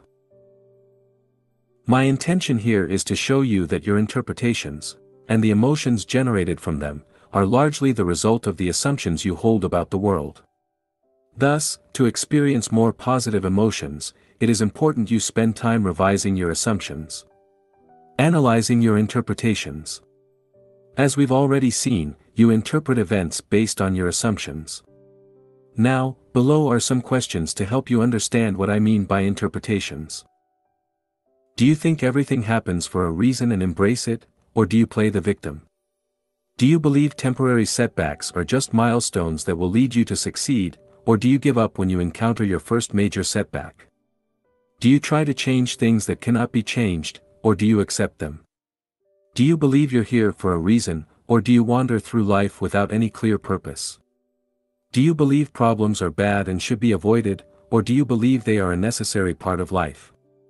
Remember, what differentiates people who live a happy life from people who are miserable is often how they choose to interpret their lives. Action step. Write down interpretations of your emotions using the workbook, Section 3. How to change your emotions, 2. Changing your story. Write down 1 or 2 emotional issues you currently have. Ask yourself, if I could get rid of some emotions, losing which ones would have the most positive impact on my life? Your interpretation of these issues. Ask yourself, what would I need to believe for my story to be true? New empowering interpretations that will help you deal with these issues. Ask yourself, what do I need to believe to avoid experiencing these negative emotions? 13. Letting go of your emotions. Emotions are just emotions. They are not you, they are not facts, and you can let them go. Hale Dworkin, The Sedona Method. As we've seen, interpretation, identification and repetition can lead to the creation of strong emotions. In this section, we'll see what you can do to start letting go of emotions that aren't helping you achieve the life you want. Emotions are energy in motion, but what happens when you prevent the energy from moving? It accumulates. When you repress your emotions, you interrupt the natural flow of energy. Sadly, nobody taught you how to deal with your emotions or even that both, positive and negative emotions, are a natural phenomenon. Instead, they told you that your negative emotions should be repressed because they are bad. As a result, you may have been repressing your emotions for years. By doing so, you let them sink deeper into your subconscious, allowing them to become part of your identity. They have often become patterns you may be unaware of. For instance, perhaps, you feel you aren't good enough. Or maybe you experience guilt on a regular basis. These are the results of core beliefs you developed over time by repressing your emotions. Most of us have too much emotional baggage and need to learn to let go of it. We need to declutter our subconscious and get rid of the negative emotions preventing us from enjoying life to the fullest. The fact is, your subconscious is already programmed to help you deal with life. Your subconscious ensures you don't accidentally forget to breathe, keeps your heart beating and regulates your body temperature among millions of other things. It doesn't need additional beliefs to function well. Neither does it need to store emotions. If you're like most people, you spend the majority of your time living in your head. As a result, you're largely out of touch with your emotions. To start letting go of your emotions, you must first become aware of them by becoming more in touch with your body and the way you feel. Below are a few simple steps you can take to start letting go of your emotions. 1. Observe your emotions with detachment. Whenever you experience a negative emotion, simply observe it with as much detachment as you can. That means getting in touch with your body. Realize that each thought or image crossing your mind isn't the emotion itself, it's only your interpretation of it. Practice feeling how it feels. Try to locate the emotion. Think of the way you would describe the emotion to someone else. Remember, don't engage in a story revolving around that emotion, and believe in whatever images or thoughts that arise when you experience that emotion. 2. Label your emotion. Remember, emotions are merely temporary experiences, or if you prefer, clothes you wear for a while. They aren't you. When you experience an emotion, you say things like, "I am angry," "I am sad," or "I am depressed." Notice how you instantly identify with your emotions. However, this is factually incorrect. The emotions you experience have nothing to do with who you really are.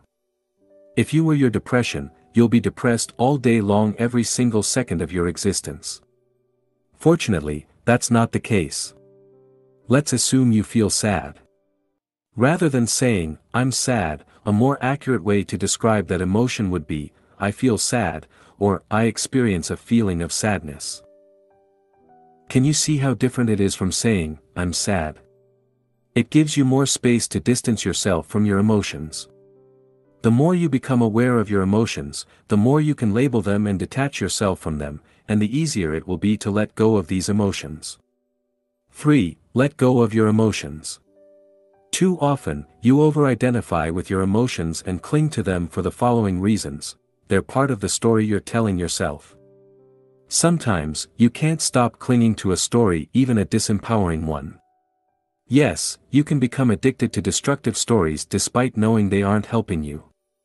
You believe the emotions are you and feel a strong need to identify with them. You may fall into the trap of believing you are your emotions. As a result, you identify heavily with them, which creates suffering. Real-life example: I regularly felt that I wasn't good enough. As a result, I believed I should work harder. This belief led me to create lists of daily goals that were impossible to complete even when working from morning to night. I often fell short on my goals, which reinforced the belief that I wasn't good enough. By realizing this was just a story, I started letting go of this belief. After doing so, I noticed I was actually getting almost as much work done but without the need to struggle and feel stressed out. I'm still working on that issue, but I gained tremendous value from this process. The challenging part was to let go of the attachment to my story by letting go of the following: the belief that I'm not good enough and must work harder, the pride I feel from working harder than most people, the victim mentality that comes from working hard while not getting the results I want. The idea I'm somewhat special, the idea the world needs to be changed, and the need to control the outcome of my actions. As you can see, letting go of core emotions is not easy. They've become part of our identity, and we often derive a twisted pleasure from them. We may even wonder who we will be without them. 4. A 5-step process to let go of emotions. In his book, The Sedona Method, Hale Dwoskin explains there are 3 different ways to release your emotions as they arise. You can, 1, let them go. When you experience negative emotions, you can consciously choose to release them rather than repressing them or clinging to them. 2, allow them to be here. You can allow them by acknowledging their existence without clinging to them, or you can 3. Welcome them. You can accept them and have a closer look at them to discover what the core of these emotions are. According to Hale Dwoskin, the first step in each case is to become aware of your emotions as they arise. He then introduces a 5-step process to let go of your emotions. Step 1, focus on a certain emotion you would like to work on so you can feel better. This doesn't need to be a big emotion. It could be something as simple as not feeling like working on a specific task, or being mildly annoyed about something. Step 2, ask yourself one of the following questions. 1. Could I let this feeling go? 2. Could I allow this feeling to be here? 3. Could I welcome this feeling? Depending on which way you want to go, release, allow, or welcome, answer the corresponding question. Step 3, then ask yourself, would I? 1. Would I let this feeling go? 2. Would I allow this feeling to be here? 3. Would I welcome this feeling? Answer yes or no to each question while being honest with yourself. Do you feel like you can let go/allow/welcome the emotion?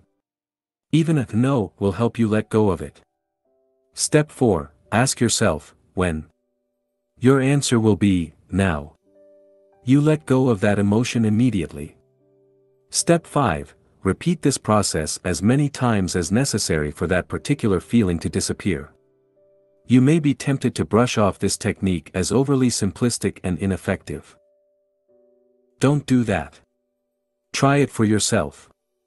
Remember that you are not your emotions. That's precisely by practicing letting go of them that you'll realize that universal truth. As you make a conscious choice to let go of your emotions, welcome them fully or allow them to be, you'll gain a whole new understanding of how emotions work and how to release them. Action step. Use the exercises in the corresponding section of the workbook to start letting go of your emotions. Section 3. How emotions are formed. 3. Letting go of your emotions. Make a list of all the emotions you would like to let go of. Perhaps you feel as though you aren't good enough. Perhaps you struggle with procrastination and experience guilt and shame. Maybe you blame yourself for something you did in the past, or you worry about your future. Just write down whatever comes to your mind. Now, use the method mentioned above. Select one emotion, then ask yourself, could I let this feeling go? Would I? Yes/no, when? Now, don't worry if you're not successful at first. You'll have plenty of opportunities to practice in the future. 14. Conditioning your mind to experience more positive emotions. Try to see that a thought about a person or event is merely a thought about that person or event. It is the thought about them that makes you feel the way you do. To change the way you feel, change the way you think. Vernon Howard, The Power of Your Supermind. We've discussed how emotions are formed, and we've introduced a process you can use to release your negative emotions. Now, let's see how you can condition your mind to start experiencing and intensifying positive emotions in your life. You are what you think about most of the time. For thousands of years, mystics have told us we are the results of our thoughts. Buddha allegedly said, "What you think, you become." The essayist and poet, Ralph Waldo Emerson, said, "We become what we think about all day long," while Mahatma Gandhi said, "A man is but the product of his thoughts." In his classic book, As a Man Thinketh, James Allen wrote, "Let a man radically alter his thoughts, and he will be astonished at the rapid transformation it will effect in the material conditions of his life." Men imagine that thought can be kept secret, but it cannot. It rapidly crystallizes into habit, and habit solidifies into circumstance. James Allen. To take control of your emotions, it is essential you understand the role your thoughts play in generating emotions in general. Your thoughts activate certain emotions, and these emotions, in turn, generate more thoughts. Thoughts and emotions then feed each other. For instance, if believed, the thought, "I'm not good enough," will generate negative emotions such as shame or guilt. Conversely, when you feel ashamed for not being good enough, you'll attract more thoughts in line with that belief. You will focus on the things you believe you aren't good at, or remember and dwell on past failures. This, in turn, will strengthen your erroneous belief. Thoughts generate emotions, and emotions dictate your actions. If you feel you don't deserve a promotion, you won't ask for it. If you believe a man or woman is out of your league, you won't ask him or her out. In a nutshell, this is the way thoughts work. They generate emotions that dictate your actions and shape your reality. While this may not be obvious to you in the short term, in the long term, you'll realize your thoughts have a tremendous impact on your life.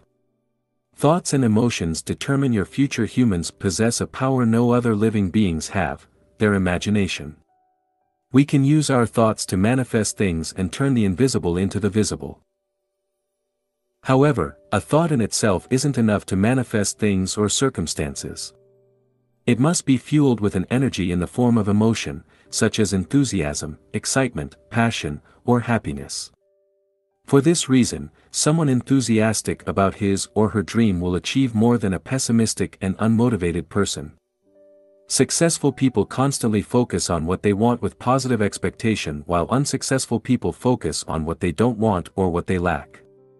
The latter are afraid of having a lack of money, talent, time, or any other resources they may need to achieve their goals. As a result, pessimists accomplish far less than they're capable of achieving. Thus, one of the most important skills you can master is your ability to control your thoughts and emotions. This entails understanding what your emotions are, how they work, and what purpose they serve. Later, we'll discuss how you can use your emotions as a tool for personal growth. Depositing positive thoughts in your mind. Confident people deposit positive thoughts in their mind each day. They celebrate their small wins and treat themselves with compassion and respect. Naturally, they expect good things to happen. On the other hand, people with low self-esteem bombard their mind with disempowering thoughts. They discard their accomplishments as no big deal and fail to recognize their strengths and the positive intent behind their actions. No wonder they feel unworthy. For more information, read section, Not Being Good Enough. Both use their thoughts to distort reality, but who do you think is better off? The person who deposits positive thoughts in their mind, or the person who dwells on negative thoughts? Does it mean positive thinking is going to solve all your problems and eliminate your negative emotions once and for all? Of course, not. Thought manipulation is simply one of the tools you can use to master your emotions. The limit of positive thinking. Repeating to yourself, "I'm happy, I'm happy, I'm happy," all day long won't turn you into a living Buddha.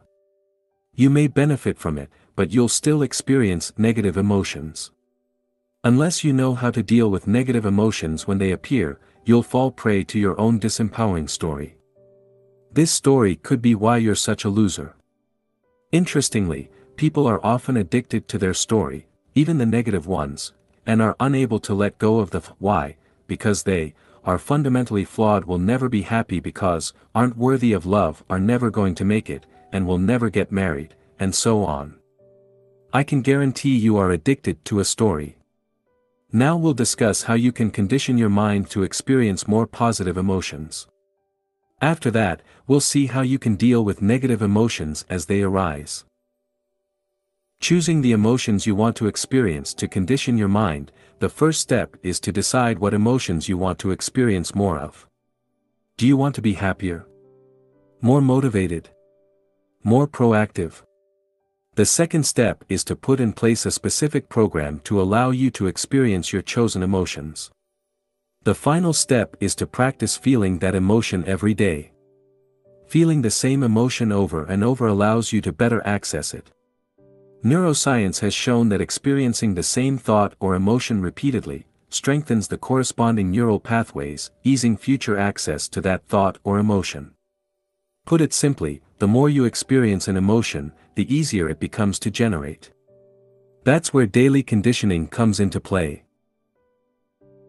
To condition your mind to experience positive emotions, you can use the method we introduced earlier: interpretation plus identification plus repetition equals strong emotion. Here is how to use the formula in this situation. Interpretation: visualizing certain events or generating particular thoughts you see as positive. Identification: identifying with these events or thoughts by feeling the way you want to feel.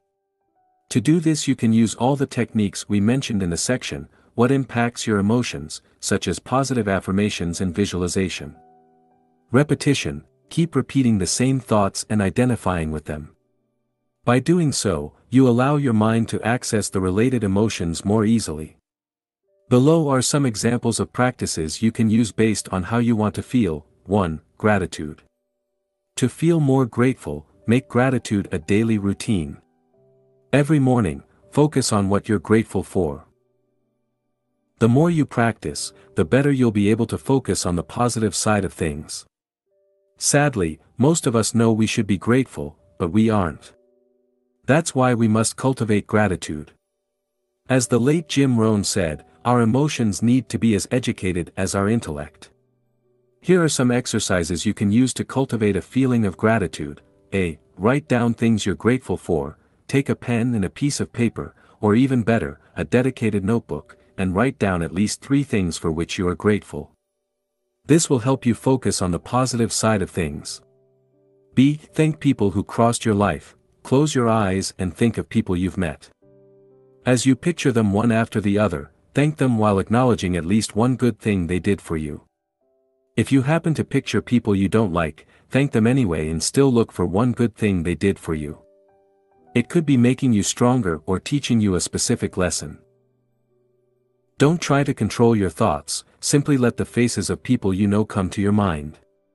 Release any resentment you feel or have felt. C. Focus on one object and appreciate its existence. Select one item in your room and think of the amount of work and number of people involved in the process of creating it and delivering it to you. For instance, if you select a chair, think of all the work necessary to create it. Some people had to design it, others had to find raw materials, and others had to assemble it. Truck drivers had to deliver it to the store. The store employees had to display it and promote it. You or someone else had to go and collect it. The car you drive also had to be built by other people, and so on. Think of how you benefit from this chair. Remember a time you were so tired you couldn't wait to sit. Didn't it feel great when you could finally sit? Thanks to the chair you can not only sit, but you can also use your computer, write, read, drink coffee, or have a pleasant conversation with your friends. D. Listening to gratitude songs/guided meditation. Listen to gratitude meditation. Search gratitude meditation on YouTube. 2. Excitement. Sometimes, you lose excitement. You feel as though you're running in circles trapped in the same old routine. To generate more excitement, spend a little time every morning visualizing all the things you want. Get excited about these things. Below are several ways to do it. Please note, this should be practiced on a regular basis. A. Write down what you want. Take a pen and piece of paper and write, "What I want," at the top of the page. Then, write down anything you can think of that excites you. B. Visualize what you want. Ask yourself, what do I really want, and visualize all the things you desire. Try to be as specific as possible. Clarity is power. Think of your ideal career, relationship or lifestyle, or any goals you want to accomplish in the coming decade or beyond. C. Create a goals/dreams journal. Buy a notebook and write down your goals in each area of your life. Review them each morning and keep adding pictures, drawings, or anything else to foster your enthusiasm. D. Vividly envision your ideal day. What would you eat for breakfast? How would you spend your day? With whom would you spend your day? What would you do in the evening? Where would you live? How would you feel? You can have several versions of your ideal day. Just make sure each version excites you. 3. Confidence/certainty. If you want to have more confidence in your ability to achieve your goals, visualize yourself as having already accomplished them, and feel good about it. Practice developing a sense of certainty. Commit to your vision in your mind. Each time you visualize your goal, give the energy of commitment to it. Know it's going to happen. 4. Self-esteem. To boost your self-esteem, keep track of your daily accomplishments. You do many things right, but you tend only to remember things you do wrong. No wonder your self-esteem suffers. Buy a notebook and dedicate it to this purpose. Record your accomplishments every day. Some examples of accomplishments would be: I woke on time. I ate some fruit. I cleaned my desk. I completed Project A. I exercised. I completed my morning ritual, and/or I read. As you can see, you don't have to write down anything big. In fact, by writing down small accomplishments, you condition your mind to look for more wins, which, over time, enhances your self-esteem. For more exercises related to self-esteem, refer to the section, Not Feeling Good Enough. 5. Decisiveness. As you practice being more decisive, you'll boost your productivity, which will affect your well-being. As we'll see in the section, Procrastination, stalling can create a lot of emotional suffering. To become more decisive, you can use the 5-second rule, introduced by Mel Robbins in her book of the same name.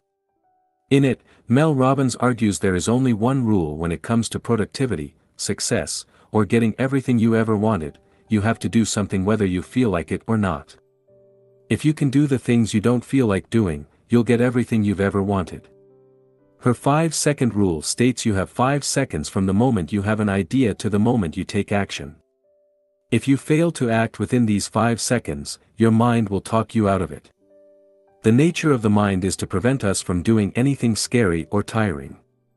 For instance, you have 5 seconds to introduce yourself to someone you want to talk to at an event, send that important email, or ask a question during a meeting. Exercise. Strengthen your decisiveness. To practice the 5-second rule, you can start with small things. Make a list of things you procrastinate over. Perhaps you put off washing the dishes, or cleaning your home. Maybe, you delay calling someone or sending some emails. Write it down. Now, select a couple of things on which you'll use the 5-second rule. Commit to using the rule for at least a week. When you think of washing the dishes, calling someone, or anything, count down from 5 to 0, and take action before you reach 0. Common mistakes to avoid when conditioning your mind. As you condition your mind to experience more positive emotions, avoid making the following mistakes: trying to implement too many changes at once. Stick to 1 or 2 exercises for a month or so before trying any other exercises. Starting too big, keep it small and make sure the exercises aren't too challenging.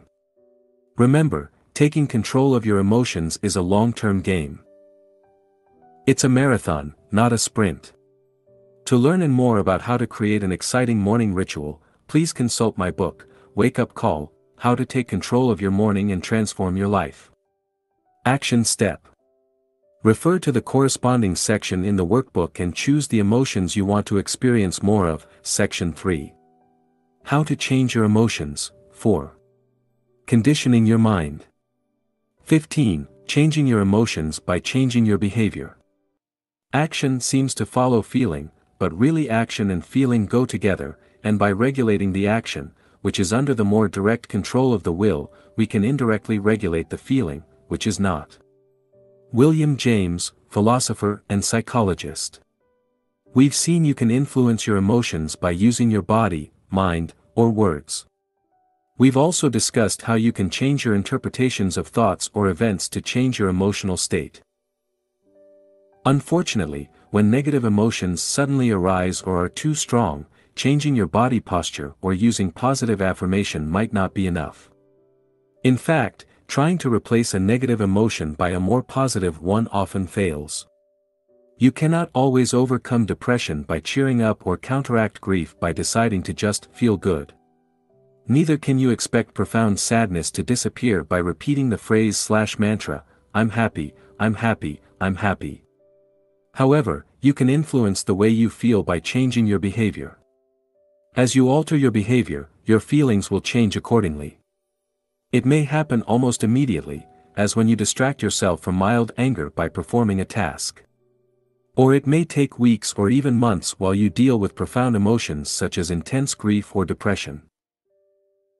To start changing the way you feel, whenever you experience a negative emotion, ask yourself the following questions: what causes that emotion, and what can I do about my present reality?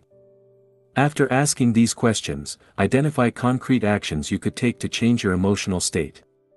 Remember, by nature, emotions will fade as time passes.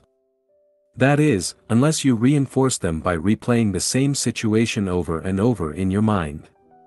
Below are some real-world examples to help you better understand how it works. Example 1. If, after your boyfriend or girlfriend broke up with you, you keep remembering the good times you had together with sadness, it will take longer to get over the breakup. Although there is nothing wrong with feeling sad or remembering the past, if you want to move on, a better option is to avoid revisiting the past wherever possible. In this case, changing your behavior would be, do your best to stop revisiting the old memories. Example 2. If you constantly worry about an upcoming presentation at work, changing your behavior might be rehearsing your speech for hours. Doing this, you'll know the text so well you'll be able to perform well even under pressure. To give yourself an even better chance at success, you could also rehearse in front of your colleagues or friends. Example 3. If you've been resenting a particular friend for weeks because of something he said or did, changing your behavior might be having an honest talk with him and share your feelings. This will allow you to clear the air, clarify any misunderstandings, and avoid building up resentment. Oftentimes, we misinterpret events or see things that aren't there. Example 4. Sometimes, you feel sad, angry, or even depressed, and can't do anything about it. In this instance, the best you can do is to avoid focusing on your feelings, and just let them be. Your job here is to do what you have to do and live your life until these emotions fade. Don't forget to practice letting go of negative emotions as they arise. As you learn to detach yourself from the negative emotions, it will help prevent them from growing and becoming more entrenched. Action step using the workbook. Let's do an exercise using an example from your life. Section 3. How to change your emotions. 5. Changing your emotions by changing your behaviors. Remember the last time you experienced a negative emotion that lasted more than a couple of days. Now, think of what you did specifically to overcome this negative emotion, if anything. Then, ask yourself, how could I have changed my behavior to influence my emotions positively? 16. Changing your emotions by changing your environment. You cannot always control your emotions. Certain events, such as a breakup, the loss of a loved one, or a severe disease, can trigger negative emotions. However, you do have control over some events. Do you have daily life situations that affect your peace of mind? What if you could do something about them? Sometimes, to reduce negative emotions you simply need to avoid putting yourself in the situations generating them in the first place. Perhaps, you watch too much TV, which makes you miserable. Or maybe, seeing your friends, seemingly, happy on Facebook makes you feel like a failure. Why not spend less time in such situations? Real life example, Facebook was making me unhappy and I felt like a failure. People in my field were killing it and my friends looked so happy, or so I thought. Not to mention the fact I was wasting hours of my time mindlessly scrolling through my news feed. To overcome this drain on my emotional bank, I drastically reduced the time I spent on Facebook. Ever since making the decision, I've been feeling better. This example shows you that small changes can enhance your well-being. If you look at the things you do daily, you'll find activities or behaviors that don't support your happiness. Just removing one or two of these activities, or changing some of your behaviors, may noticeably improve your mood. You may already know what you should do, but it's also possible you're unaware of the cost of some of your behaviors on your well-being. Below, I've listed some examples of activities or behaviors that may rob you of your happiness. Ask yourself whether they're contributing to your overall sense of well-being. Watching TV. Although watching TV can be fun, it's also a passive activity which may not contribute much to your happiness. Spending time on social media. Social media is convenient and it allows you to keep in touch with your friends, but it can also be addictive. Facebook or Twitter can turn you into an addict craving the approval of others. Hanging out with negative people. People you hang out with have a tremendous influence on your emotional state. Positive people will lift you up and help you achieve your wildest dreams. Negative people will suck up your energy, demotivate you and destroy your potential. As Jim Rohn said, you are the average of the 5 people you spend the most time with. Make sure you surround yourself with the right people. Complaining and focusing on the negative. Do you constantly see the negative side of things? Do you dwell on the past? If so, how does this affect your level of happiness? Not finishing what you start, leaving tasks and projects unfinished in your personal and professional life can have a detrimental effect on your mood. Unfinished business clutters your mind. Feeling overwhelmed or demotivated is a sign you may have too many open loops in your life. Examples of open loops are unfinished projects you've been procrastinating over, or avoiding people you need to talk to. These are just a few examples. What about you? What activities or behaviors rob you of your happiness? Action step. Design a more empowering environment by completing the corresponding exercises in the workbook, Section 3. How to change your emotions, changing your environment. Use the free workbook or take a pen and paper, and write down any activities you believe may negatively impact on your emotions. Then, for each activity, write down the consequence, e.g. they make you feel guilty, they demotivate you, they erode your self-esteem, etc. 17. Short-term and long-term solutions to deal with negative emotions. No other life form on the planet knows negativity, only humans, just as no other life form violates and poisons the earth that sustains it. Have you ever seen an unhappy flower or a stressed oak tree? Have you come across a depressed dolphin, a frog that has a problem with self-esteem, a cat that cannot relax, or a bird that carries hatred and resentment? The only animals that may occasionally experience something akin to negativity or show signs of neurotic behavior are those that live in close contact with humans and so link into the human mind and its insanity. Eckhart Tolle, The Power of Now. In this section, I will provide you with a list of exercises or techniques you can use to better deal with negative emotions. No matter how much control you have over your mind, you'll still experience a whole bunch of negative emotions in the future, from mild frustration to depression. You'd better be prepared. I've listed below some things you can do to deal with negative emotions and have included both long-term and short-term solutions. 1. Short-term solutions. The following techniques will help you manage negative emotions as they arise. Try them out, and keep the ones that work for you. A. Change your emotional state. Distract yourself. An emotion is only as strong as you allow it to be. Whenever you experience a negative feeling, instead of focusing on it, get busy right away. If you're angry about something, cross something off your to-do list. If possible, do something that requires your full attention. Interrupt, do something silly or unusual to break the pattern. Shout, do a silly dance or speak with a strange voice. Move, stand up, go for a walk, do push-ups, dance, or use a power posture. By changing your physiology, you can change the way you feel. Listen to music. Listening to your favorite music may shift your emotional state. Shout, talk to yourself with a loud and authoritarian voice and give yourself a pep talk. Use your voice and words to change your emotions. B. Take action. Do it anyway. leave your feeling alone and do what you have to do. Mature adults do what they have to do whether they feel like it or not. Do something about it. Your behavior indirectly changes your feelings.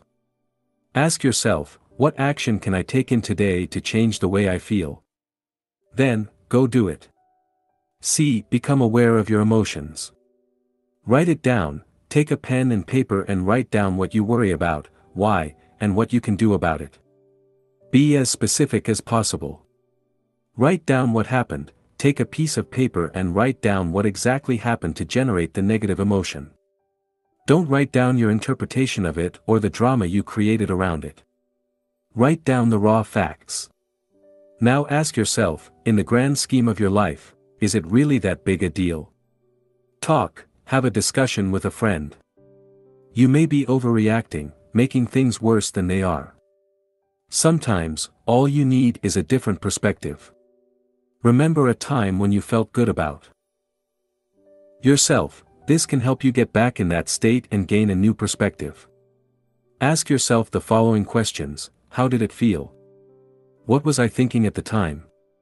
What was my outlook on life at the time? Let your emotion go. Ask yourself, can I let that emotion go? Then, allow yourself to release it. Allow your emotions to be. Stop trying to resist your emotions or to change them. Allow them to be what they are. Embrace your emotion, stay with your emotions. Look at them as closely as possible while doing your best to remain detached. Become curious about them. What are they exactly at their core? D. Just relax. Rest, take a nap or a break. When you're tired, you're more likely to experience negative emotions than when you are properly rested. Breathe slowly to relax. The way you breathe affects your emotional state. Use breathing techniques to calm you down, or to give you more energy. Relax, take a few minutes to relax your muscles. Start by relaxing your jaw, the tension around your eyes and the muscles on your face. Your body affects your emotions. As you relax your body, your mind also relaxes. Bless your problems, thank your problems. Understand they are here for a reason and will serve you in some way. 2. Long-term solutions. The following techniques will help you manage your negative emotions long-term. A. Analyze your negative emotions. Identify the story behind your emotions. Take a pen and paper, and write down all the reasons why you have these emotions in the first place. What assumptions do you hold? How did you interpret what's happening to you? Now, see if you can let go of this particular story. Write down your emotions in a journal. Take a few minutes each day to write down how you felt. Look for recurrent patterns. Then, use affirmations, visualization, or a relevant exercise to help you overcome these emotions. Practice mindfulness, observe your emotions throughout the day. Meditation will help you do this. Another way is simply to engage in an activity while being fully present. As you're doing this, observe what's going on in your mind. B. Move away from negativity. Change environment. If you're surrounded by negativity, change your environment. Move to a different place, or reduce the time you spend with negative friends. Remove counterproductive activities. Remove or reduce the time you spend on any activity not having a positive impact on your life. This could be reducing the time you spend watching TV or surfing the internet. C. Condition your mind. Create daily rituals. This will help you to experience more positive emotions. Meditate, exercise, repeat affirmations, create a gratitude journal, and so on. The best time to deposit positive thoughts in your mind is right before going to sleep and first thing in the morning. Exercise regularly. Exercise improves your mood and is good for your emotional and physical health. D. Increase your energy. The less energy you have, the more likely you are to experience negative emotions. Improve your sleep. Make sure you get enough sleep. If possible, go to bed and wake up at the same time every day. Eat healthier food. As the saying goes, you are what you eat. Junk food will negatively impact your energy levels, so take steps to improve your diet. Rest, take regular naps, or take a few minutes to relax. Breathe, learn to breathe properly. E. Ask for help. Consult a professional. If you have deep emotional issues such as extreme low self-esteem or depression, it might be wise to consult a professional. Action step. Write down one short-term and one long-term technique you want to use. Ask yourself, among the items on the list, what is the one technique that will best help me deal with negative emotions? Section 3. How to change your emotions, short-term solutions/long-term solutions. Part 4. How to use your emotions to grow. I suggest to you that every situation, every moment, provides the opportunity for self-growth and development of your character. Reality keeps bringing us circumstances. Sometimes I picture them as waves breaking on the shore, and we have the chance to keep merging with that reality to fit ourselves to it, to dive into those waves. David K. Reynolds, author of Constructive Living. We've seen what emotions are, how they are formed, and how you can reprogram your mind to experience more positive emotions. Now, let's see how you can use your emotions as a tool for personal growth. Most people underestimate how useful emotions can be. They never truly realize they can use their emotions to grow. Think of it this way. Your emotions send you a message. They tell you that your current interpretation of reality is biased. The problem is never reality, but the way you interpret it. Never forget, you have the power to find meaning and joy even in the worst situations. For instance, Alice Sommer had every reason in the world to feel hopeless. She was imprisoned in a concentration camp during World War II and didn't know how long she had left to live. She, nevertheless, found joy. As she recalls, I was always laughing. We were lying on the floor with my son, and he saw me laughing. How can a child not laugh when the mother laughs? Alice Sommer. Nick Vujicic believed he would never be happy. After all, he was born with no arms or legs. As he said in one of the lectures he gave at a school, "What kind of husband am I gonna be if I can't even hold my wife's hand?" Nick Vujicic. Under these circumstances, nobody would have blamed him if he had remained bitter all his life. However, he overcame his challenges, and today, in addition to being a successful motivational speaker, he's a happy husband and father of 2. These 2 examples show us we can overcome even the most challenging situations. They show us negative emotions don't last forever. Challenging times in our life are often the events that allow us to grow as human beings. Even a complete nervous breakdown can serve as a wake-up call for people. In this section, you'll learn how emotions work and how you can use them to grow, while simultaneously reducing the emotional suffering they create. 18. How emotions can guide you in the right direction. Emotions come and go and, ultimately, can't define you. But it doesn't mean they don't have a role to play. They can foster your personal growth by reminding you of what you already know: you need to make changes in your life. The more you ignore your emotions, the louder they will become. It starts with a small voice, a gut feeling, or an intuitive knowledge. As you dismiss this sign, it gets louder. Keep ignoring your emotions, and your body will begin to talk in the same way as you experience physical pain. For instance, let's say you feel an emotion you identify as stress. This tells you to make changes in your life.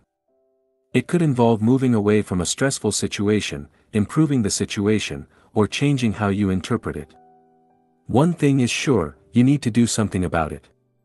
If you keep ignoring stress or the stressor, it may result in severe health issues. The bottom line is, your emotions send you a message. In the same way that physical pain tells you something is wrong with your body, emotional suffering tells you something is wrong with your mind. The power of self-awareness. Self-awareness is one of the most important components of your personal growth. Without it, you can't do much to change your life, since you can't change a problem unless you realize it exists. So, what is self-awareness? Self-awareness is your ability to observe objectively your thoughts, emotions, and behaviors without adding your own interpretation or story to it. Above or below the line. In the 15 Commitments of Conscious Leadership, Jim Dethmer and Diana Chapman introduced a very simple yet powerful model to help increase self-awareness. This model is extremely simple, a single line. The authors argue that, at any time, you're either above or below the line. When you're above the line, you're open, curious and willing to learn, but when you're below the line, you want to be correct and, as a result, you tend to be defensive and closed to new ideas. Put it simply, when you're above the line you're conscious, when you're below the line you're unconscious. Whether you are above or below the line depends on your emotional state. When you sense a threat to your physical survival or to your ego, you fall below the line and try to protect yourself in order for you, or your ego, to survive. Conversely, when you operate above the line, you're in a positive state of mind. Your creativity, innovation, and collaboration are at their best, resulting in enhanced performance. Your ability to recognize when you fall below the line largely determines how well you can control your emotional state.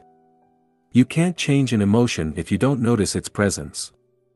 This is what being aware or conscious means. Below are some examples of above the line and below the line behaviors. Above the line, you are curious, listening, consciously feeling emotions, discussing without being argumentative, appreciating, taking responsibility, and questioning your beliefs.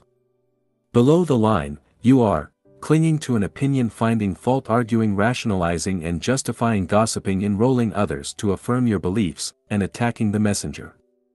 Fear versus love. Another simple model you can use is the fear versus love model. Throughout your day, you either act out of fear or out of love. You act out of fear and your focus is on getting something, be it other people's approval or attention, money or power. On the other hand, when you act out of love, your main focus is on giving, be it your time, money, love, or attention.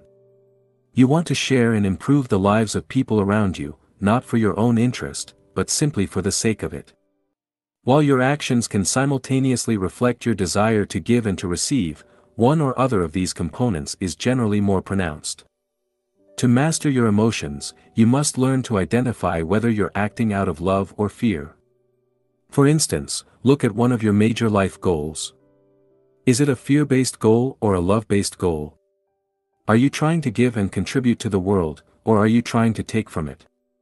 For instance, let's say you want to become an actor. Some of the reasons for that could be the following: 1. Making money. 2. Being famous. 3. Proving to your parents and friends you're good enough. 4. Entertaining people. 5.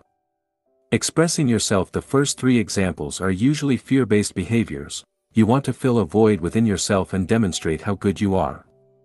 The final 2 examples are love-based behaviors that stress a desire to express your gift to the world. As we discuss in greater depth how different emotions work, keep in mind these 2 models, above/below the line in fear-based versus love-based actions. Note that throughout your day you often alternate between love-based behaviors and fear-based behaviors. For instance, you may be absorbed by a task that helps people and make you feel complete. In this moment, you don't need anything. 5 minutes later you may imagine how proud your father will be once you finally earn a promotion. In this moment, you're no longer feeling complete. Instead, you are trying to get something, in this situation, your father's approval. Start noticing the underlying motivations behind your actions.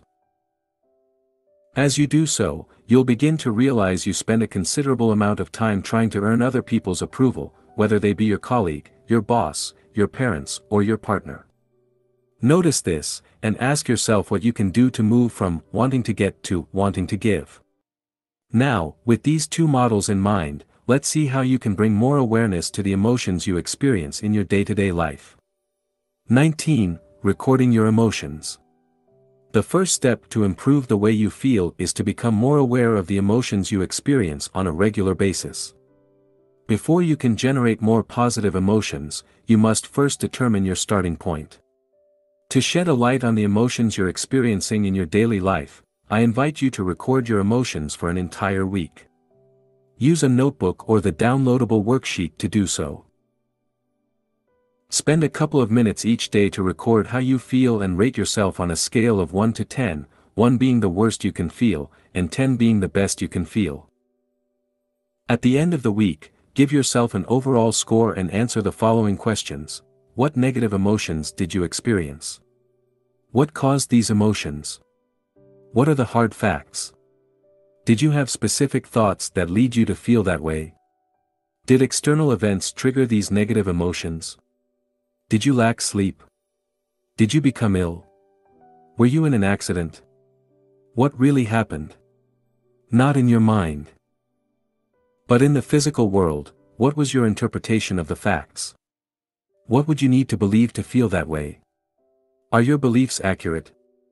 Could you have felt better by interpreting thoughts or events differently? How did you return to your neutral state? What happened exactly? Did you change your thoughts? Did you take action on things you were avoiding doing? Did it just happen naturally? What could you have done to avoid or reduce these negative emotions? Concrete example. Let's say you record your emotions for a week and notice that you were mildly depressed for a couple of days. Here is what it could look like. What caused this emotion?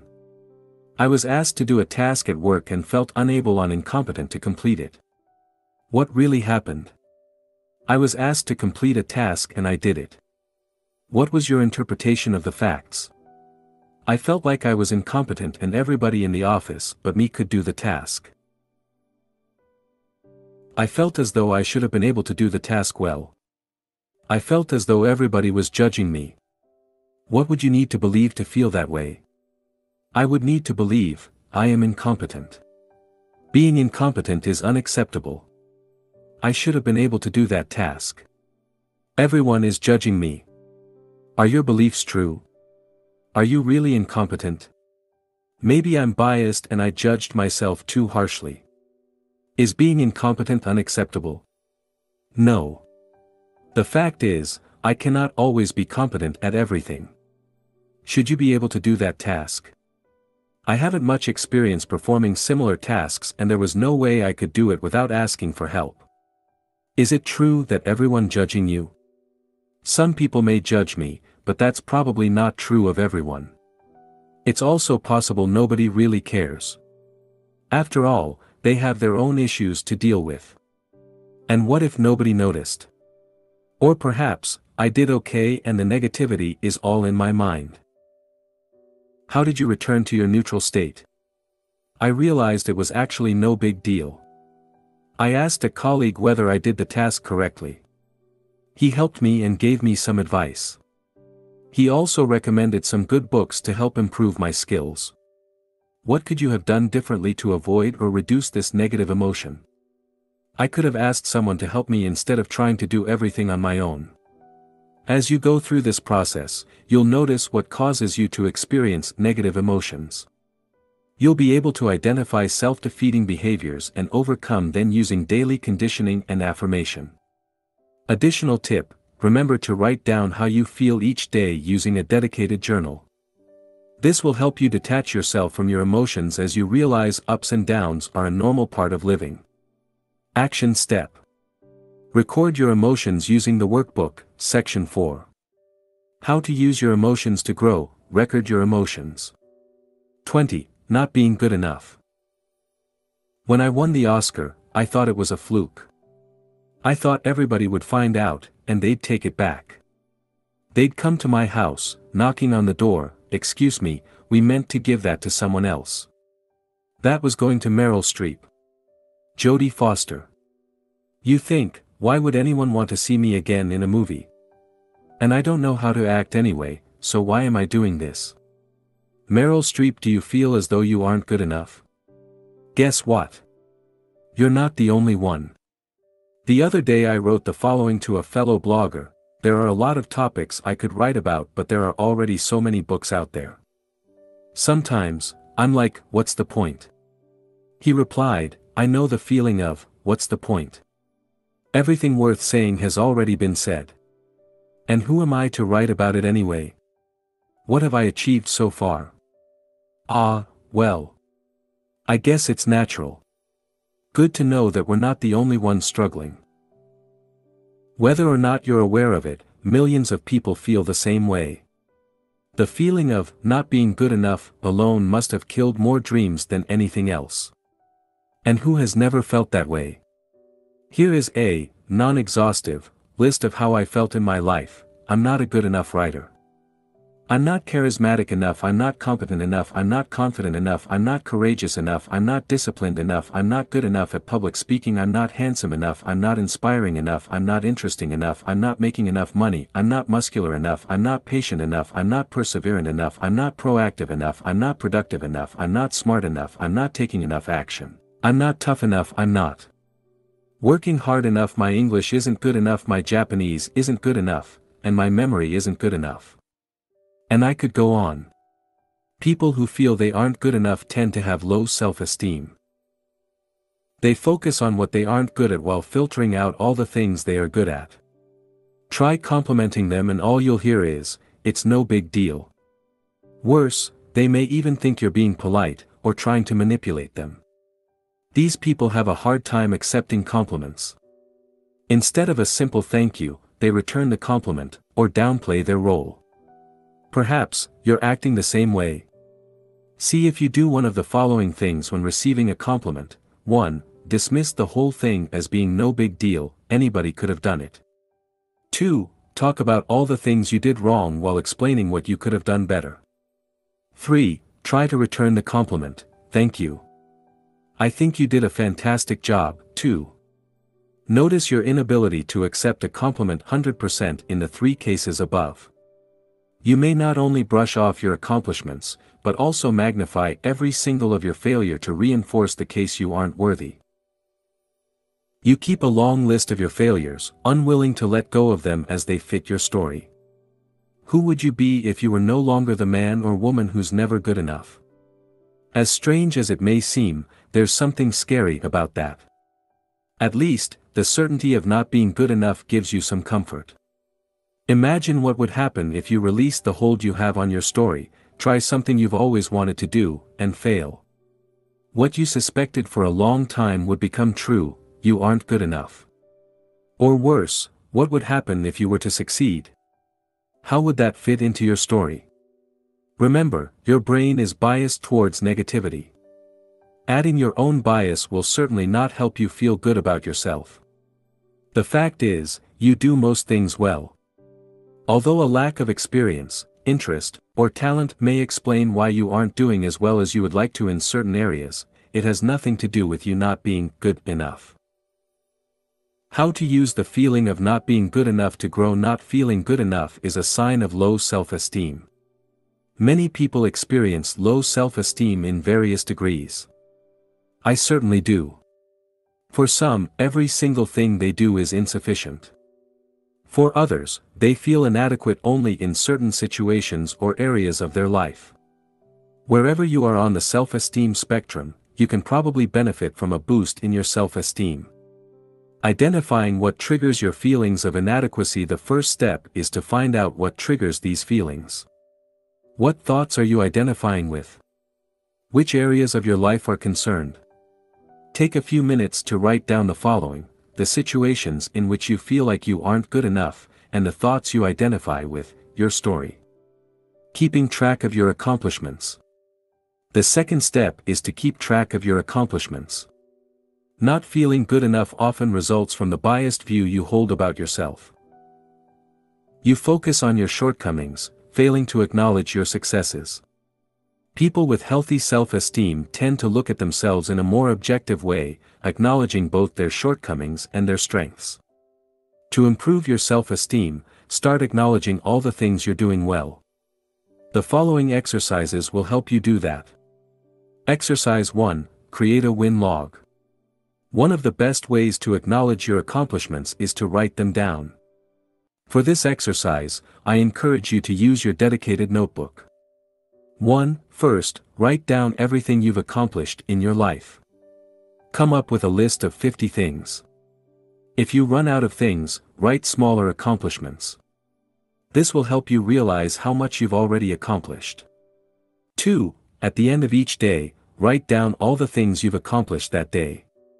It can be simple things such as, I woke up on time, I exercised, and I ate a healthy breakfast. Try to come up with 5 to 10 things each day. Exercise 2. Fill up your self-esteem jar.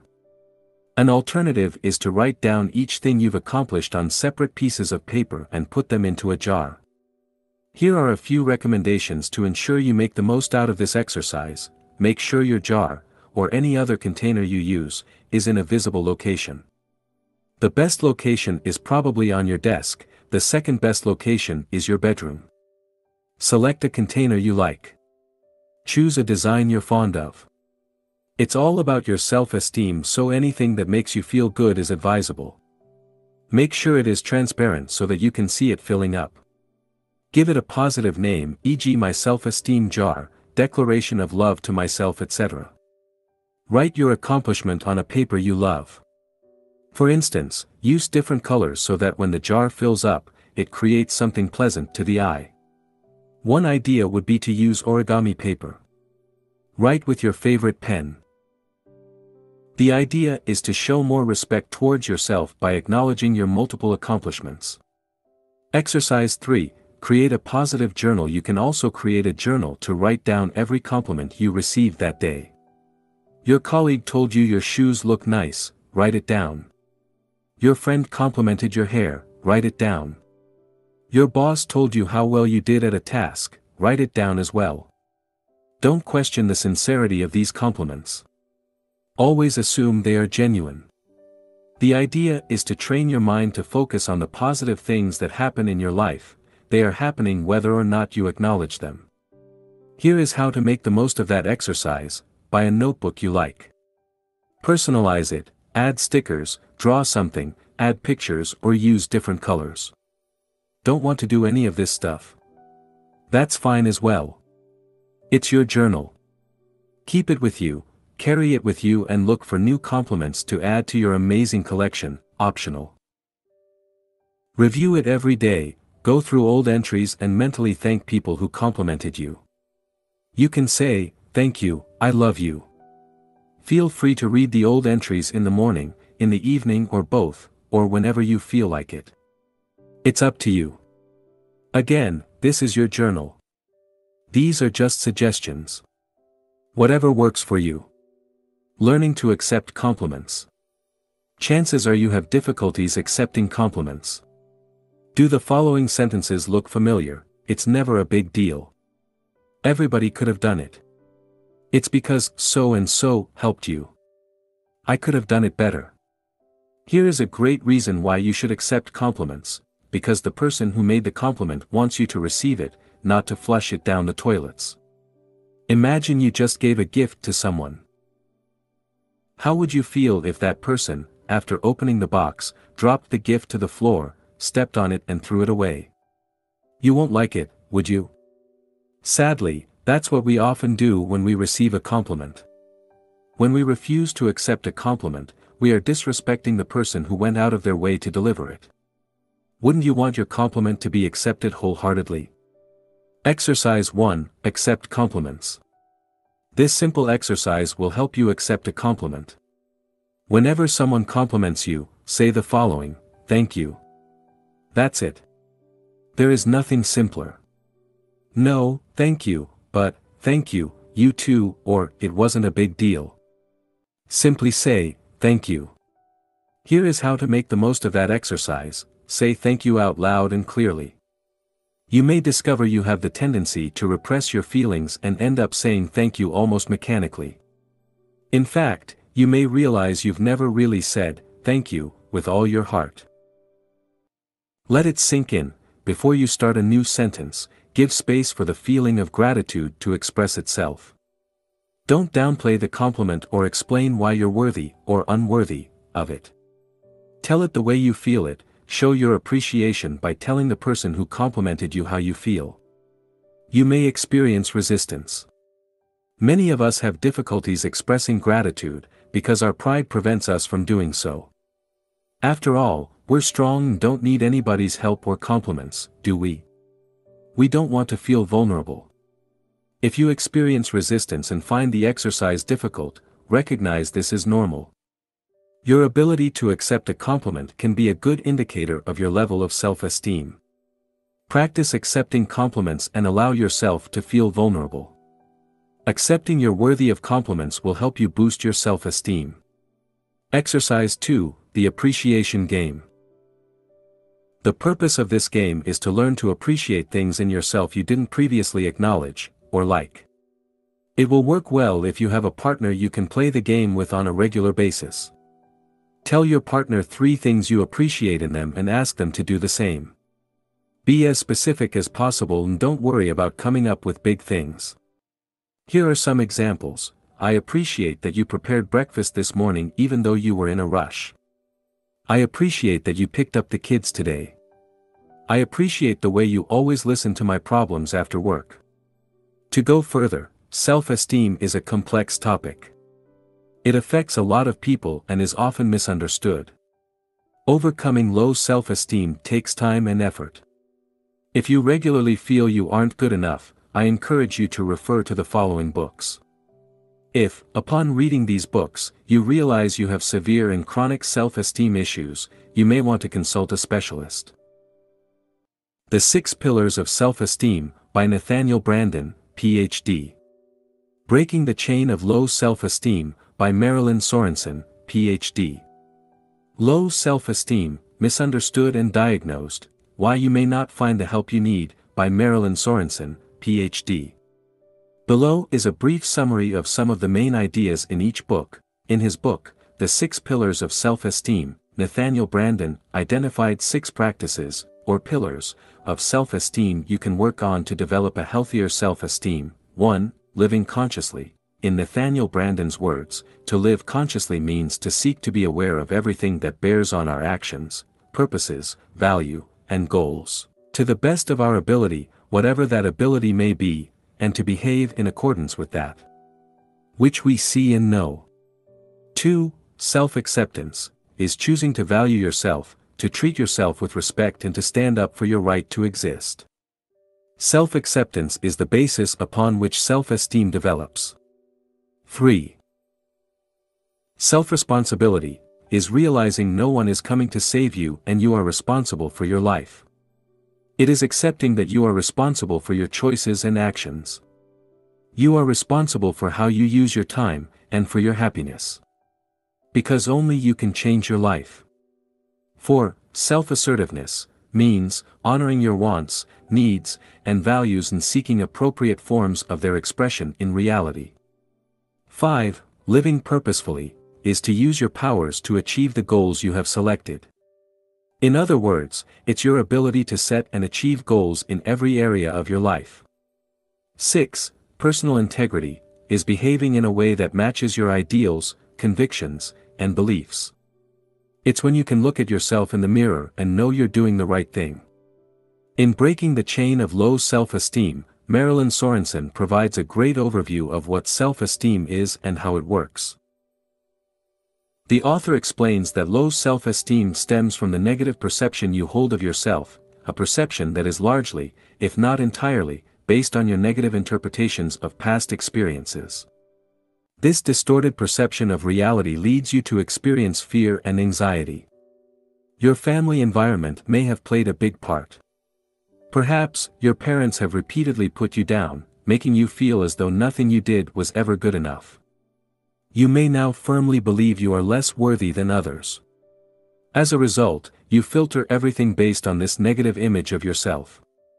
It's as if you were looking at reality through tinted glasses, glasses that discard praise and compliments, remembering only criticisms. The examples in her books will help you understand how self-esteem issues manifest in real life. In addition, Ms. Sorensen provides dozens of practical exercises to help you become more aware of your self-esteem issues and provide you the tool to develop a healthier self-esteem. Action Step. Refer to the exercises in the corresponding section of the workbook, Section 4. How to use your emotions to grow, not being good enough. 21. Being defensive. Our love of being right is best understood as our fear of being wrong. Catherine Schultz, journalist and author. Do you constantly justify yourself? Are you offended whenever someone insults you or disrespects you? There are very specific reasons why you get defensive. By becoming conscious of these reasons, you'll learn a lot about yourself and be able to let go of that desire to defend yourself. First, let's see why you get defensive. Why you get defensive. The need to defend yourself stems from your desire to protect your story, or your ego. Every time your ego is threatened, you are triggered and feel the need to defend it. I believe there are three main reasons why you are triggered. 1. There is part of truth in what you were told. 2. You believe there is part of truth in what you were told. 3. A core belief you hold has been attacked. Note that because we all have different stories, what triggers you might not trigger someone else. 1. There is part of truth in what you were told. Someone mentioned something that is true about you and it hurts. For instance, he or she may accuse you of procrastinating on a certain project. Your inability to accept that truth is the reason you become defensive. When that topic is brought up, it triggers emotional reactions such as anger, denial, or self-criticism. 2. You believe there is part of truth in what you were told. You were told something you believe to be true and feel hurt. In this case, the criticisms you received may be unfounded. Yet, you still feel hurt. Why is that? It's because what you were told confirms the disempowering beliefs you hold about yourself. For instance, let's say you believe you aren't good enough. This belief pushes you to work harder than anybody else. Now, how would you feel if someone accused you of being lazy? You would feel offended, wouldn't you? However, that wouldn't be because you're actually lazy, but because of your belief that you should work harder. 3. One of your core beliefs has been attacked. Someone directly or indirectly attacks one of your core beliefs, and you feel the need to defend yourself. This could be a religious belief, a political belief, or a more general belief about the world or yourself. The more attached you are to this belief, the stronger your emotional reaction will be. Here is a great example: because they believed Donald Trump was evil, some liberals had strong emotional reactions after he was elected president. Some shouted and even became violent. On the other hand, many conservatives were delighted by Trump's victory. How come people can react so differently to the same event? This is because of their core beliefs. Both Democrats and Republicans strongly identify with their political beliefs. This led hardcore Democrats to burst into tears and hardcore Republicans to rejoice. Whenever a belief you're strongly attached to is attacked or challenged, you'll experience an emotional reaction. The deeper the belief is, the stronger the emotional reaction will be when it is attacked. An extreme example would be someone ready to kill anybody who dares to criticize his or her religion. How to use this emotion to grow. Look at the situations that triggers you. Whenever you feel offended, ask yourself why. What belief led you to defend yourself? Can you let go of this belief? And is this belief really true? By doing this, you'll learn a great deal about yourself. You'll be able to let go of beliefs that aren't serving you well, and you'll realize that, in most cases, you don't even need to defend yourself. Action step. Refer to the exercises in the corresponding section of the workbook, Section 4. How to use your emotions to grow, getting defensive. Whenever you become defensive, remember to ask yourself the following questions. What am I trying to protect here? Can I let go of that belief? What would I be without that belief? 22. Stress and worry. Within every worry is an opportunity for positive action. In every lie, there is a kernel of truth. Behind every neurotic symptom is the misdirected desire to live fully and well. David K. Reynolds, Constructive Living. Have you ever wondered what stress is and why you experience it? Most people believe a situation can be stressful. The truth is, stress doesn't exist outside of yourself and, therefore, no situation can be said to be stressful in itself. Yet, my guess is you experience stress on a regular basis. And probably more often than you would like to. Stress alone is responsible for tens of thousands of deaths every year. Stress does more harm than many diseases and leaves countless families grieving the loss of a loved one. This is why it is essential you take active steps towards reducing your stress levels. Taking responsibility for your stress. Stress is something you have some control over and, therefore, must take responsibility for. The more you take responsibility for it, the better you'll be able to reduce it. Stress happens for various reasons and manifests in numerous situations.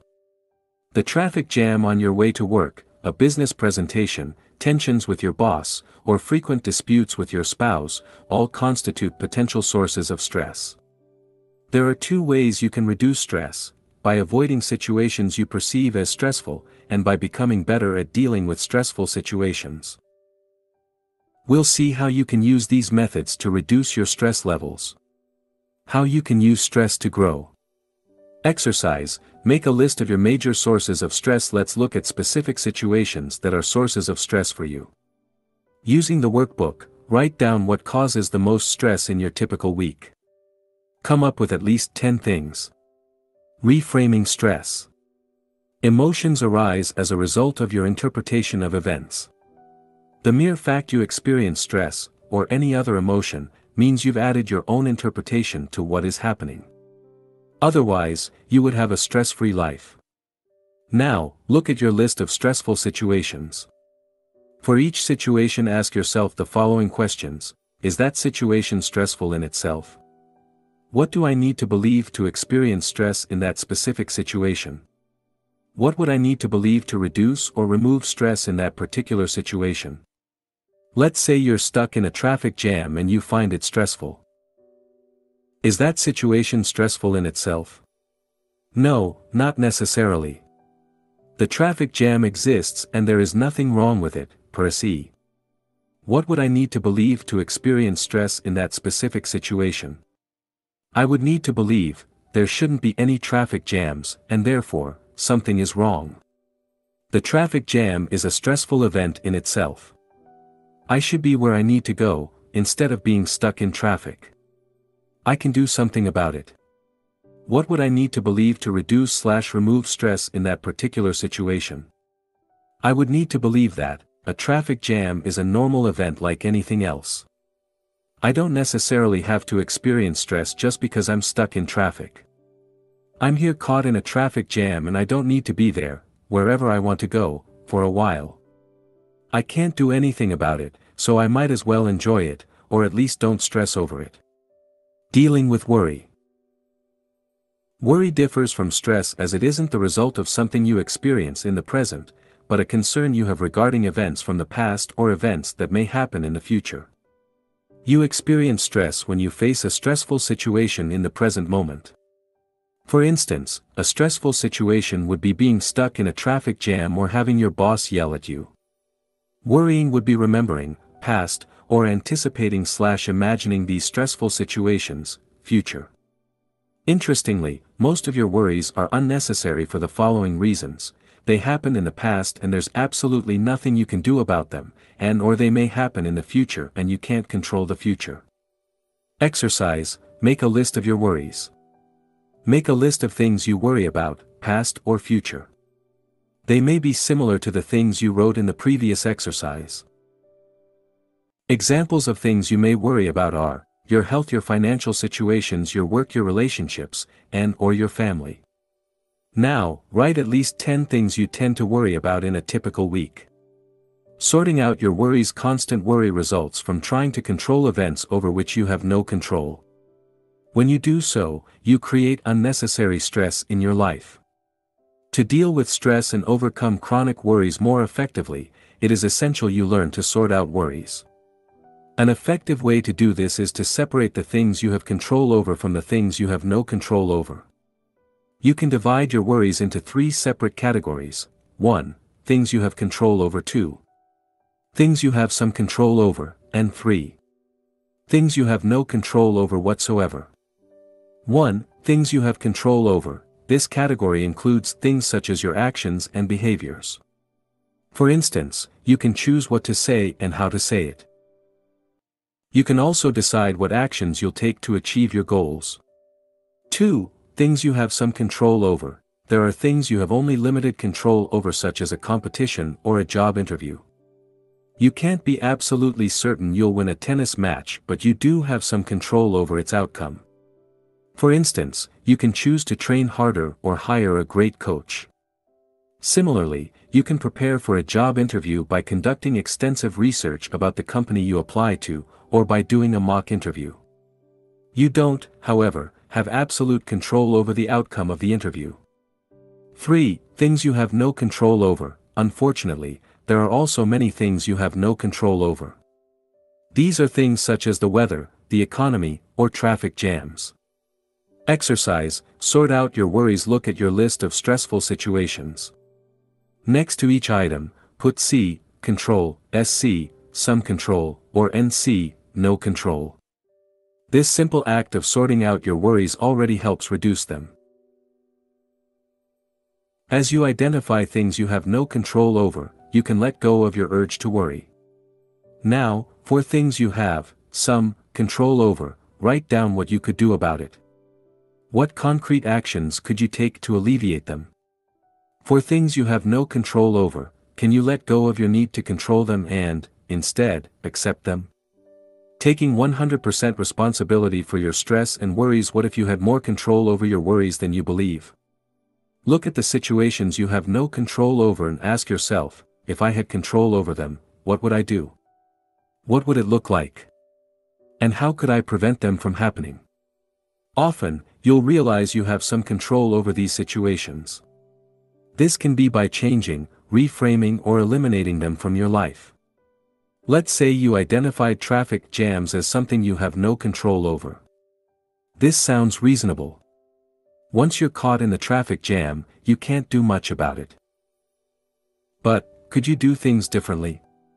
For instance, could you leave home earlier or take a different route? What about reframing the situation? Instead of escaping the situation mentally, you could choose to be fully present by making traffic jams a productive part of your day. You could then make the most of it by listening to audiobooks.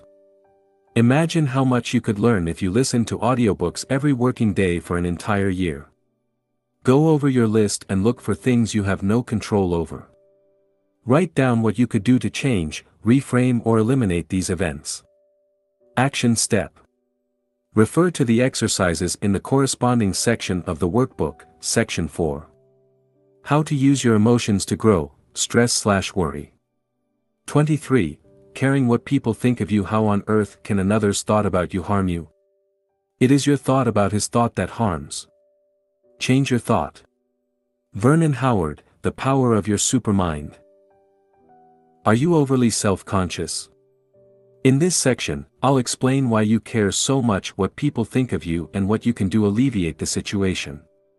You are the most important person in the world. First, realize you are the most important person in the world. If you don't believe me, remember the last time you felt intense pain. Perhaps it was toothache or surgery, or maybe, you broke your leg in an accident. What were you thinking back then? Were you concerned about the famine in Africa? Did you worry about innocent people being killed in wars in the Middle East? No. The only thing you wanted is for the pain to go away. This is because you are the most important person in the world. Since you must live with yourself 24/7, it is normal to be concerned about your own mental and physical well-being. You have to realize the same goes for every other human on the planet. For me, you're not the most important person in the world, I am. And, from their perspective, so are your close friends, family members, and colleagues. Because you live with yourself 24/7, you incorrectly assume, often unconsciously, people think about you significantly more often than they actually do. In fact, for the most part, people do not care about you. While it may sound depressing, it's actually liberating. It means you don't have to worry so much what people think of you. As the famous saying goes, when you're 20, you care what everyone thinks, when you're 40, you stop caring what everyone thinks, and when you're 60, you realize no one was ever thinking about you in the first place. While you keep track of all your mistakes and awkward moments, nobody else does. People are simply too busy worrying about themselves. In short, people don't keep track of your past failures, read everything you post on social media, remember your awkward moments, think of you very often, or care about you as much as you care about yourself. Not everybody will love you. You care what other people think of you because you want them to approve of you. You assume the best way to do that is to avoid making waves. As a result, you may spend your whole life trying to be the perfect person, hoping to be loved. However, it usually doesn't work. No matter how great you are, some people won't like you. You may try to fix the image people have of you, but that won't work either. People will still see you the way they want to, because of their own values and beliefs. Thus, if you base your self-worth on what people think of you, you'll always be at the mercy of the approval of others. What will happen if they suddenly disapprove of you? Unfortunately, no amount of external approval will compensate for a lack of self-approval. By trying so hard to be loved by everybody, you risk living a dull life in which you're unable to express your personality. You'll end up mimicking your friends, pleasing everybody around you, but forgetting to please the most important person in the world, you. What people think of you is none of your business. You're not responsible for people's thoughts. In fact, what people think of you is none of your business. Your job is to express your personality the best way you can while having the purest intent possible. In short, your responsibility is to do your best to be your true self. Then, people may or may not like you, and either way is fine. Remember, the most influential people such as presidents and statesmen and women are often hated by millions. Therefore, don't make it your personal mission to change people's image of you. People are entitled to their beliefs and values, and they have the right to dislike you. They are free to interpret your actions and behaviors through their own filter. Part of your personal growth is to accept you don't have to be liked by everybody, and finally, you can be yourself. How to use this emotion to grow? Being overly self-conscious means, 1. You have a distorted view of the way people perceive you, and 2. You are attached to a self-image you want to protect. To stop being so self-conscious, you must address these 2 points. 1. Change your interpretation of the way people perceive you to care less about what people think of you. It is essential for you to redefine your relationships with other people. This entails realizing that, in general, people don't care about you, and you don't care about people. Exercise 1. Realizing people don't care. This exercise will help you understand at a deep level, most people are not really concerned about you. Choose one person you know. It might be a friend, an acquaintance, or a colleague. Ask yourself how often you think about that person in your daily life. Now, put yourself in the shoes of that person. How much do you imagine he or she thinks about you during an average day? How much does he or she keep track of what you do or say? What do you think he or she is worrying about right now? Repeat this process with at least 2 more people. As you do this exercise, you'll probably realize other people are simply too busy to think of you often. After all, they live with themselves 24/7. In their own eyes, they are the most important person in the world. Not you. And this is only to be expected. Exercise 2, realizing you do not care. You're not that concerned about other people either. The following exercise will make you realize this. Go through your day and try to remember all the people you met or interacted with. It might be the waitress or the customers in the restaurant you lunched in, the people you saw on the street, and so on. Ask yourself how much you thought about these people prior to this exercise. You probably didn't think of them at all, did you? As you can see, you don't really have time to worry about other people. Most of the time you are concerned only about yourself. It's not to say you have no compassion or are a selfish jerk. You're merely being human. Stop being overly attached to your self-image. If you are overly self-conscious, chances are you worry too much about the way people perceive you. Perhaps you want their approval or are afraid they will judge you. It is essential you learn to let go of this self-image. Exercise, letting go of your self-image. Write down all the things you're afraid to be judged on, maybe you worry about your look, or you're afraid of saying something silly. Write down why you care. What is the issue here? What image are you trying to protect? Do people believe you're smart and you're afraid you can't live up to this image? Are you afraid of being rejected as a result of saying something wrong? This exercise will bring awareness to the things you're worrying about and will help you address them. In addition, don't forget to complete the exercises mentioned in the section, letting go of your emotions. Finally, remember people will always interpret your words and actions based on their values and beliefs. Therefore, to let your personality shine, you have no choice but to allow them to see you whatever way they wish to. Action step. Refer to the exercises in the corresponding section of the workbook, Section 4. How to use your emotions to grow, caring what people think of you. 24. Resentment. Even if we can't love our enemies, let's at least love ourselves. Let's love ourselves so much that we won't permit our enemies to control our happiness, our health, and our looks. Dale Carnegie, How to Stop Worrying and Start Living. When you resent people, you're angry at them because they didn't behave the way you wanted them to. Maybe they broke their promises, or perhaps they didn't give you what you expected from them. Perhaps you believed they owed you something, but they failed to deliver. Resentment often builds up when you fail to communicate effectively with the people you resent.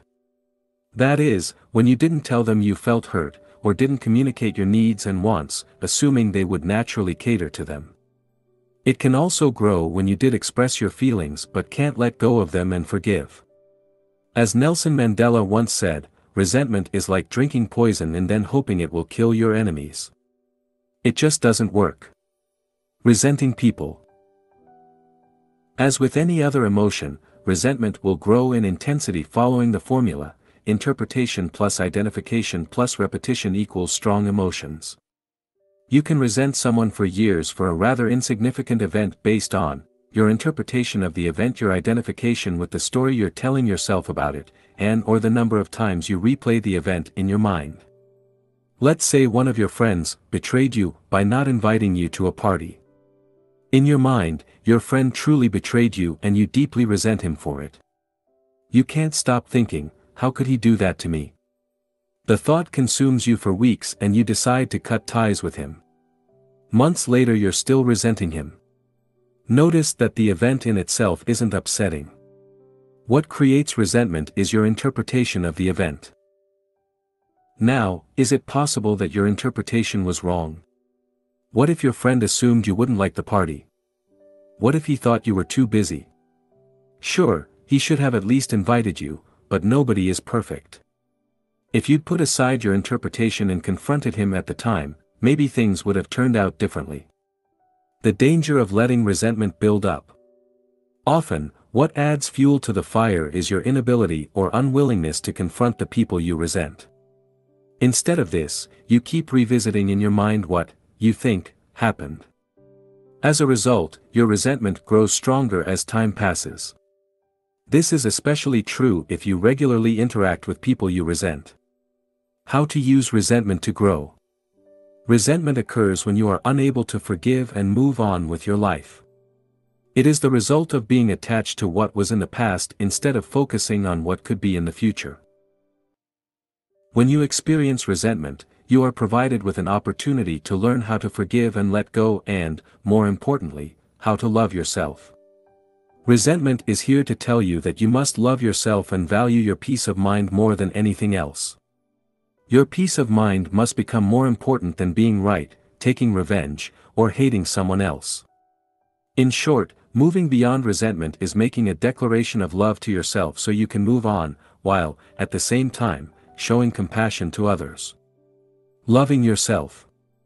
Paraphrasing Nelson Mandela's words, resentment is a poison you consented to drink. Resentment are the weeds you allow to grow in your garden. When you experience resentment, you believe that something you were legitimately entitled to was unjustly taken from you. For instance, it could be someone else's trust, respect, or love. As a result, you feel as though you've been attacked personally. Resentment will subsist as long as your need for being right and getting even is more important than your peace of mind. It will keep growing as long as you keep feeding the emotion with thoughts of resentment. And it will remain as long as you repress it. That's why it's important you make your peace of mind a priority and learn to forgive others as well as yourself. Loving others. Your ability to release resentment is linked to your level of compassion. The more compassionate you are, the easier it will be to let go of resentment. One important thing to understand is that people always act based on their level of consciousness, or unconsciousness. You may wish someone had acted differently toward you, but if he or she didn't, it's probably because he or she was unable to do so. Thus, rather than saying people are good or bad, it is more accurate to say they are either conscious or unconscious. When they do terrible things to you, it's often because of their lack of consciousness, or the negative emotional state they were in at the time. Sadly, most people are deeply conditioned. Their upbringing leads them to act in a certain way. People often act the same way as their parents, which is why you often hear of people who've been abused by their parents, becoming, in turn, abusive with their children. As Eckhart Tolle wrote in The Power of Now, the mind, conditioned as it is by the past, always seeks to recreate what it knows and is familiar with. Even if it is painful, at least it is familiar. The mind always adheres to the known. The unknown is dangerous because it has no control over it. That's why the mind dislikes and ignores the present moment. In short, the nature of the unconscious human mind is to cling to old patterns and recreate them. Look at your family history and you'll probably notice these patterns. You'll see how people are conditioned. This shows how difficult it is for people to break free from set patterns. I used to resent my mother for being overly protective. I blamed her for not encouraging me to grow, but instead, her actions made me weaker than I already was. Perhaps it was one of the reasons I embarked on a personal development journey. However, I realized she didn't have any bad intentions. She simply meant well and did the best she could. The point is, people do what they can, with what they have, based on who they are and how much they've been conditioned. They make tons of mistakes as well. We all do. It's part of being human. One of the most ridiculous things we try to do as human beings is to want to change the past. What happened in the past was supposed to happen. Because it did happen. Now, the question is, what are you going to do about it? How to deal with resentment. To start letting go of resentment, we'll discuss the importance of 1. Changing/reevaluating your interpretation. 2. Confronting the situation. 3. Forgiving, breaking free from identification, and 4. Forgetting, stopping the repetition. Resentment results from your interpretation of something that happened to you. This interpretation leads you to feel betrayed and to experience anger, or even a desire for revenge. By revisiting the scene in your mind, you allow resentment to build and, because you avoid confronting the situation or person at the root of your resentment, the emotion continues to grow. To prevent resentment from building, it is necessary for you to reevaluate your interpretation of what happened, while confronting the situation or person you resent. After doing this, you must be willing to forgive and release your resentment. Finally, you must choose to forget. This entails not replaying the scene in your mind over and over again. 1. Changing/reevaluating your interpretation. To put things into perspective, it is important for you to look at your interpretation of what happened. Might you have overdramatized the situation? Is it possible you misinterpreted something? Ask yourself, what exactly happened? After you remove your interpretation, only the hard facts will remain. Looking at what really happened may provide you with valuable insights, allowing you to replace your current interpretation with a more empowering one. 2. Confronting the situation. If your resentment is directed toward people, perhaps you need to have an honest discussion with them and share how you feel. Often, resentment builds up when you don't share your feelings with the person you resent. This is often due to fear of appearing vulnerable, fear of hurting the other person, or fear of negatively impacting your relationship with that person. If you can't talk to that person directly, an alternative is to write a letter. Even if you don't send it, the simple act of writing the letter may help you release some of your resentment. 3. Forgiving. Now you've found a channel to express yourself, you can start to forgive. You've looked at the hard facts and re-evaluated your interpretation. If needed, you had an honest discussion with the person you resent.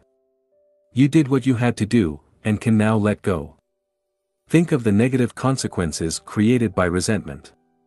Write down how it affects your happiness and peace of mind. Remember, resentment is the result of your attachment to the past. Forgiveness is simply reconnecting with the only thing that is real, the present, while forgetting about what isn't real, the past. Then, release it. Imagine how your life would be and how you would feel once you've let go of the resentment. Do it right now. Then, let go. Forgive. Remember, forgiving is an act of self-love. You forgive not just because you have compassion, but because you value your happiness more than anything else. As you forgive, you let go of the attachment to your story, and you distance yourself from the thoughts related to it. To let go of resentment, you can use the 5-step process introduced in the section, Letting Go of Your Emotions. 4. Forgetting. Finally, forget. Forgetting is when you stop entertaining thoughts of resentment and simply move on. When such thoughts arise, let them go. Over time they will lose their power. Action step. Complete the exercise in the corresponding section of the workbook, Section 4. How to use your emotions to grow, resentment. 25. Jealousy. When you experience jealousy, you desire something someone else has, but you don't currently have. We all feel jealous from time to time, and this is not something you should blame yourself for. In this section, I will explain how jealousy works and provide you with some solutions to deal with it. How to use jealousy to grow. Jealousy stems from the belief you aren't good enough. It comes from a place of lack and scarcity.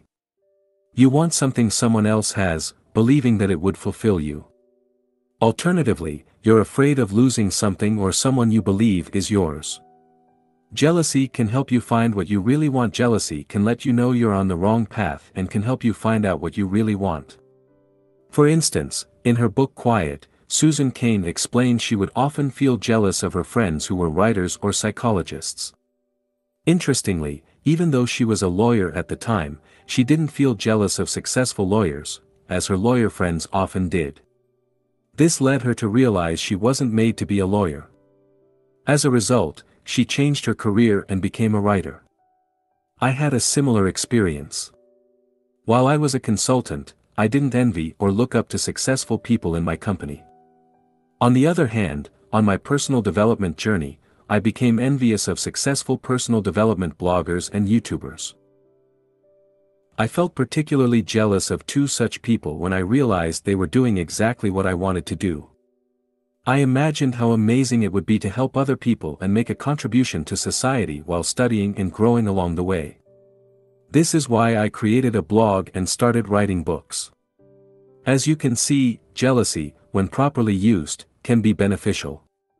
Exercise: identify who you are jealous of. Write down who you are jealous of. Now, what does it say about you and what you want from life? Jealousy can signal a scarcity mindset. In other situations, jealousy may indicate you're operating under a scarcity mindset. Let me give you another example from my personal life. When I see best-selling writers, I sometimes become jealous. I feel as though they are stealing my piece of the pie, and I deserve success as much as they do. I'm not proud of this feeling, but I don't blame myself for having it either. This feeling of jealousy stems from the belief there is only a certain amount of success available out there. Thus, every time someone has a little success, they are stealing your piece of the action. Interestingly, this is often not the case. If anything, for writers the opposite is true.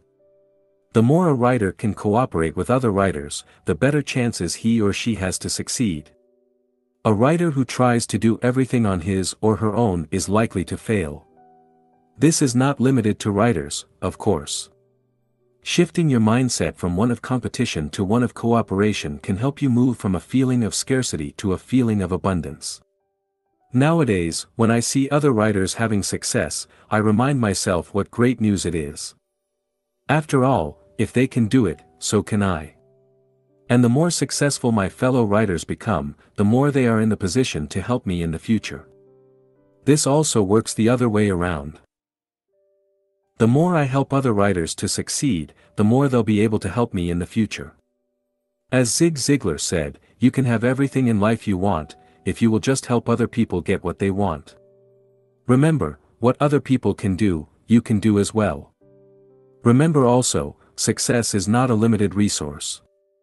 Exercise, cooperate rather than competing. Think of a time in the past when you felt jealous of someone else's accomplishments. Now, ask yourself why you felt that way. Then, ask yourself, what would it be like to support the person? How could I cooperate with the person? Why is that person's success good for me? Jealousy may tell you to solve self-esteem issues. Perhaps you're afraid your boyfriend or girlfriend may cheat on you, or leave you for someone else. This usually comes from the belief you aren't good enough, and you need your boyfriend or girlfriend to complete you. Unfortunately, or fortunately, the same way you can't control what people think of you or how they behave, you can't control your loved one's thoughts or behaviors either. Often, the very same desire to control your partner is what pushes them further away. While feeling jealous from time to time is normal, if you're excessively jealous, it is essential you look within you. Your insecurities and fears usually come from a lack of self-esteem and from the fear that you can't or won't be loved. Jealousy may lead to some of the following behaviors: trying to control your partner. You may check your partner's phone or emails or prevent them from going out to see their friends. Testing your partner to see whether he or she loves you.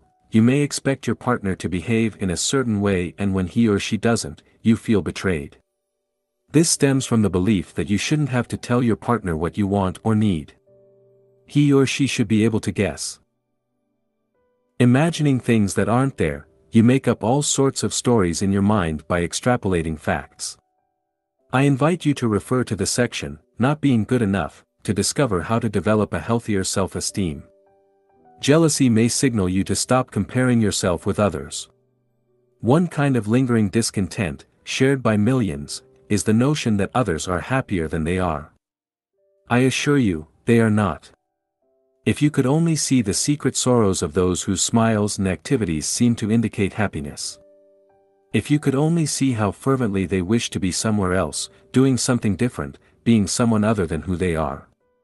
Vernon Howard, The Power of Your Supermind.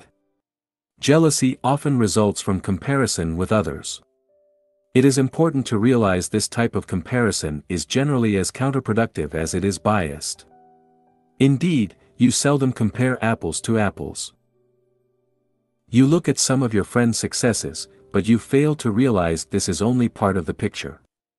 While they may seem happy and successful on the surface, it is quite possible they are unhappy or even depressed. The point is, rather than assuming your friends are happier than you are, it is better to assume that you are as happy as they are. Also, guard against looking only at areas in which your friends seem to have it better than you. Perhaps, you focus on the fact they're making more money than you, or have a partner while you are single. Or perhaps you envy them for some of their natural strengths and abilities. The problem here is you fail to make an apple-to-apple comparison. You dismiss your own strengths or qualities which make you feel as though you're not as good as they are. Even worse, you may often compare yourself with several other people. You look at areas in which they are successful and then you look at your own life to see how well you compare. Of course, not very well. How could you compete with the combined strengths of several people? Can you see how biased and unrealistic this type of comparison is? Yet, this is what many of us do, albeit unconsciously. The bottom line is, if you feel jealous, it may be because you engage in this type of unfair comparison. Instead, why not compare your today's self with your yesterday's self? After all, the only thing you can do is to try to be better than you were yesterday, last month, or last year. Because we all start with different circumstances, skills and personalities, there is no such thing as a fair comparison. Exercise: compare apples to apples. This exercise will help you compare yourself to others more fairly. Select someone you often compare yourself with. Write down all the things you're doing better than that person. Action step: refer to the exercises in the corresponding section of the workbook, Section 4. How to use your emotions to grow: jealousy. 26. Depression. The hardest thing about depression is that it is addictive. It begins to feel uncomfortable not to be depressed.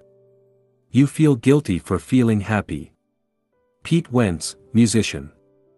Non-clinical depression occurs when you're not where you want to be in life, you have lost any hope to ever be, and can't accept it. This might happen after a tragic event in your life or more progressively as some aspects of your life slowly fall apart. Depression results from feeling hopeless in one or several areas of your life. Here are some examples: you lost your job and have no hope of finding a new one to match your expectations. You're sick and have no hope to recover as well as you would like to. You are divorced from your partner and can only see your kids once in a while.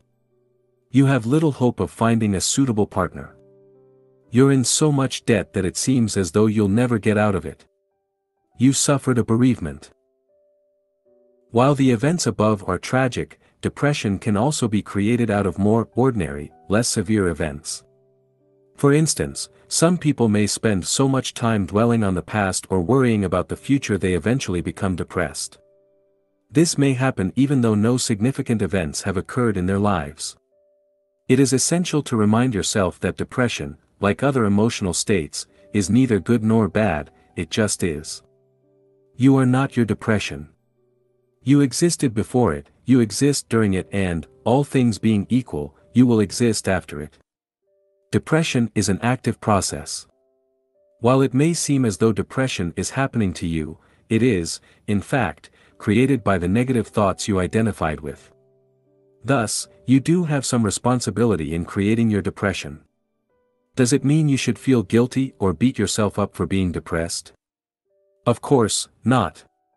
Never. In fact, you should never beat yourself up for any of the emotions you feel. That would be pointless. What it means, however, is that, because you've played a part in creating your current emotional state, you also have the power to get out of it. And that's great news, right? Remember Dr.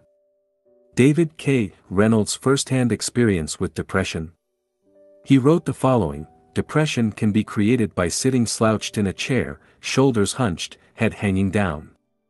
Repeat these words over and over: there's nothing anybody can do. No one can help. It's hopeless. I'm helpless. I give up. Shake your head, sigh, cry. In general, act depressed and the genuine feeling will follow in time. David K. Reynolds, Constructive Living. David K. Reynolds' depression was entirely self-created. It was an active process that involved adopting a certain body language, repeating certain words, and having certain thoughts. He had to act in a certain way to become depressed. The good news is that because you have the power to create depression, you also have the power to climb out of it. However, in a negative state such as depression, ignoring negative thoughts and replacing them with more positive ones can be extremely challenging. Even if you try to think positive thoughts of gratitude, joy, or happiness, at first, they will seem to have no power. But you may experience other negative emotions such as anger, for instance. You may ignore your anger at first. Your friends may even encourage you to do so. They would rather see you quiet and depressed than angry. However, sometimes anger may help you move up the emotional ladder and overcome depression. Keep in mind, any emotions other than depression can help, and learn to embrace whatever emotional state seems to give you more energy, and therefore provide more power to move up the emotional ladder. David K. Reynolds also suggests that feelings fluctuate over time even with depressed people. He wrote, "In the deepest depression there are ripples and waves of somewhat lighter moods. You can use moments when you feel slightly better to take whatever action may be beneficial to you at that time. How to use depression to grow. Depression is a sign you've lost touch with reality. Have you noticed that human beings are one of the few species on Earth that have the ability to become depressed? This is because they are the only ones who can get lost in their mind and become enslaved by negative thoughts and disempowering stories. Depression is a sign that you need to move away from your mind, by letting go of your worries about the past/future or your interpretation of the present situation, and reconnect to the present moment. It can be a powerful invitation to let go of the identity you've been clinging to for so many years. This identity is what led you to believe you should be doing certain things, making a certain amount of money, adopting a certain lifestyle, or developing a certain social status. Depression invites you to reconnect with your body and emotions while getting out of your head. After all, didn't your mind create the depression in the first place? Some people who experience severe grief, sadness, or depression like to keep themselves busy to avoid thinking. When depressed, more thinking is seldom the solution. You rarely see people getting out of depression by using their mind. Therefore, instead of thinking, you want to reconnect with your body. Exercising is a great way to do this and has been shown to be effective in improving your mood. For additional information, refer to the section, The Benefits of Exercising. In some rare cases, severe depression can lead people to separate from their mind. When this happens, their story suddenly drops.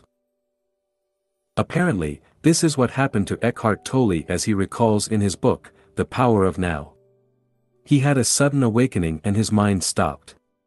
Here is what he wrote about his experience. This withdrawal must have been so complete that this false, suffering self immediately collapsed, just as if a plug had been pulled out of an inflatable toy. Eckhart Tolle. In summary, depression tells you to let go of your ego and reconnect with reality. It invites you to get out of your mind, which can only recall the past or anticipate the future, and live more in the present. Severe depression may require the help of a professional, but for milder depression, here are some mediating strategies. Exercise.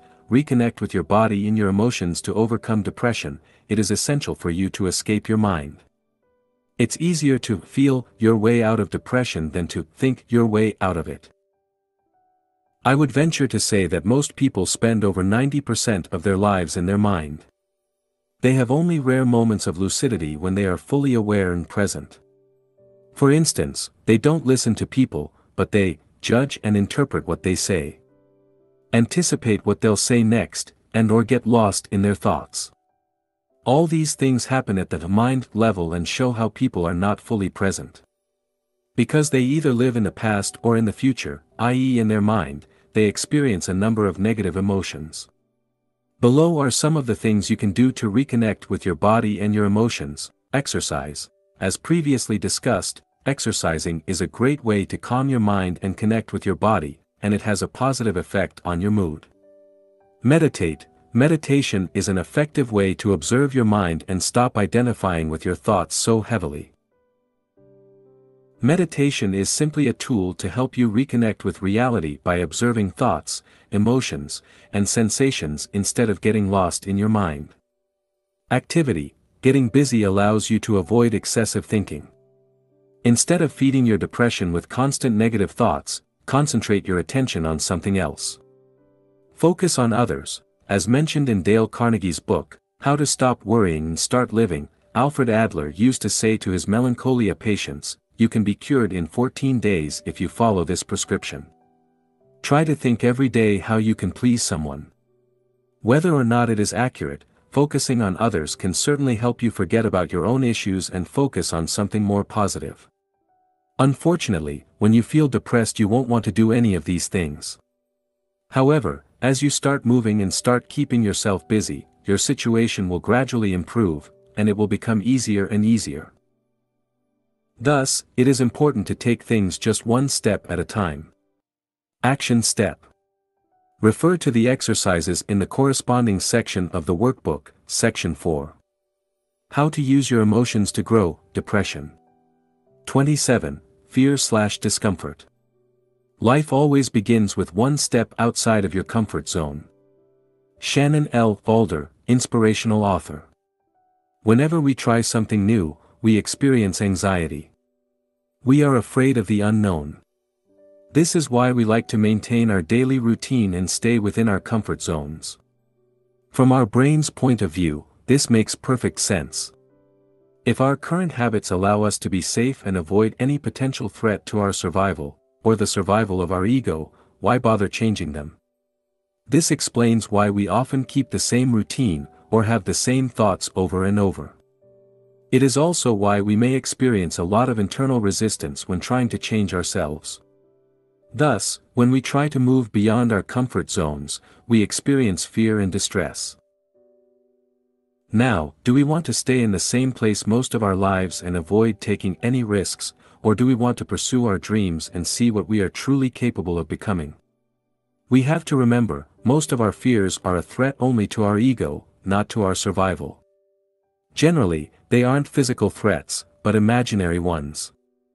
If we play it safe, we risk missing out on life, and we may regret it later. Below are common fears you may experience: fear of rejection, you're afraid of being rejected. This may be physical rejection from a specific group, but it is generally more subtle. For instance, you may be afraid of making a comment people could disapprove of, asking someone out and being turned down, or sharing your work and being criticized for it. Fear of failure, you're afraid of failing. This usually comes from the deepest fear of not being good enough, i.e., you are afraid of being ridiculed and believe that failure will erode your self-esteem. Fear of loss, human beings have an aversion to loss, which is why we are often more motivated to prevent a loss than to secure a gain. Fear of disturbing, you're afraid of disturbing people. Perhaps due to the belief you're not important enough. As a result, you may feel reluctant to affirm yourself for fear of appearing selfish. Fear of success, you're afraid of success. You may worry you won't be able to sustain it with all the added pressure on your shoulders. How to use fear to grow. The fear of doing something new is often a sign you should go ahead and do it anyway. This indicates a great opportunity for personal growth. Fear, as with any other emotion, only exists in your mind. This is why we often realize what a fool we've been after we've completed something we were initially wary of starting. People who end up reaching their wildest goals often do so because they are willing to leave their comfort zone. Over time, they learn to be comfortable with the uncomfortable. Picture one thing you were once afraid to do, that is now no big deal for you. For instance, I bet you were scared the first time you drove, or on your first day at work. Now, didn't you get used to it? The truth is, people have the formidable ability to learn. The key is to grow accustomed to experiencing discomfort once in a while. By not facing your fears on a regular basis, you will greatly limit your potential for development. Staying inside your comfort zone can also erode your sense of self-esteem as, in the back of your mind, you know you're not doing what you're supposed to do. There is a law in nature: things either grow or die. The same goes for human beings. When humans don't move beyond their comfort zone, they start dying inside. Don't let that happen to you. As Benjamin Franklin said, some people die at 25 and aren't buried until 75. Make sure "some people" doesn't include you. Taking action. The first step to move out of your comfort zone is to realize even the most successful people on earth feel fear. Courage is not the absence of fear, it is taking action despite the fear. Courage is realizing fear is not going to go away and doing what you want to do anyway. Without fear, there is no courage. As you face fear on a regular basis, you cultivate courage and turn it into a habit. You don't need to avoid fear or numb yourself to it before you can take action. Instead, you must accept the fact that fear won't go away and get used to it. Then, you must decide to take action. Exercise, move out of your comfort zone. To start moving out of your comfort zone, you can ask yourself, what is the one thing I should be doing, but fear has made me procrastinate over? Once you do that one thing, you'll likely experience a sense of pride and of being alive. This is a sign you're on the right track. See it as the reward your brain gives you for moving beyond your comfort zone. Action step. Refer to the exercises in the corresponding section of the workbook, Action 4. How to use your emotions to grow, fear/discomfort. 28. Procrastination. Only put off until tomorrow what you are willing to die having left undone. Pablo Picasso. Procrastination is largely an emotional issue. While there are effective techniques to deal with procrastination, for the most part, learning to manage your emotions properly is the key to overcoming your tendency towards delayed action. Why you procrastinate. There are different reasons why people procrastinate. Below are some of them. The task is boring, the task is seen as unimportant, the task is too challenging, or perceived as such, you're afraid you'll do a poor job, or you are habitually lazy. Imagine if the task was lots of fun, perceived as important, and so easy you couldn't fail, would you procrastinate? I believe fear is the main reason people procrastinate. Afraid they'll do a poor job, people would rather put off a task.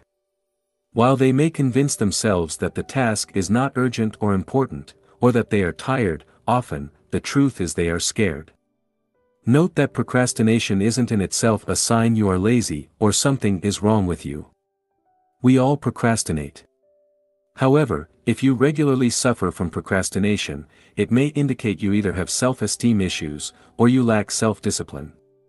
How to use procrastination to grow. Procrastination might suggest you believe too much in what your mind is telling you. Instead of being the master of your mind, you've become its slave. This comes at the cost of not living the life you want, not accomplishing your dreams, and experiencing low self-esteem, guilt, and unhappiness. Remember, when your mind tells you, you're tired. Let's rest, or let's do it tomorrow, it's not an order. You don't have to follow it. You aren't your emotions. Neither are you your mind. No matter what thought may cross your mind, you can choose to either accept it, or ignore it. Now I would like to share a 16-step process to overcome procrastination. Don't worry, it's not as complicated as it might first appear. How to crush procrastination in 16 simple steps. 1. Understand what's hidden behind procrastination. The first step is to understand why you procrastinate. As we've discussed previously, there are specific reasons behind procrastination. Usually, it has to do with fear, and the mind tells you the best way to avoid fear is simply to do nothing. In other words, to procrastinate. Another reason you procrastinate is because the task is difficult. You want to avoid pain as much as possible and maximize pleasure. This is how your brain works. You may also procrastinate because you lack motivation. This happens when the task you work on isn't part of a bigger vision that excites you. If you lack motivation, ask yourself why. Then, consider the following solutions: delegate the task, eliminate the task, reframe the way you perceive the task to make it part of a bigger, and more exciting, vision, restructure the task so that it becomes easier, or just get started. See Step 13. Spend time identifying all the reasons behind your procrastination. Be honest with yourself. 2. Remind yourself of the cost of procrastination. Procrastination is not a minor issue and comes with severe consequences. The direct consequence of procrastination is that you'll achieve far less than you could during your time spent on Earth. The indirect consequence of procrastination is that you may feel bad about yourself. You may blame yourself for not doing what you know you should be doing, which erodes your self-esteem and creates unnecessary worries. Exercise, the cost of procrastination. Now, take a sheet of paper and write down what procrastination costs you. How does it affect your peace of mind? Your self-esteem? Your ability to achieve your dreams? The more you're sick and tired of procrastination, the more likely you will be to actually do something about it.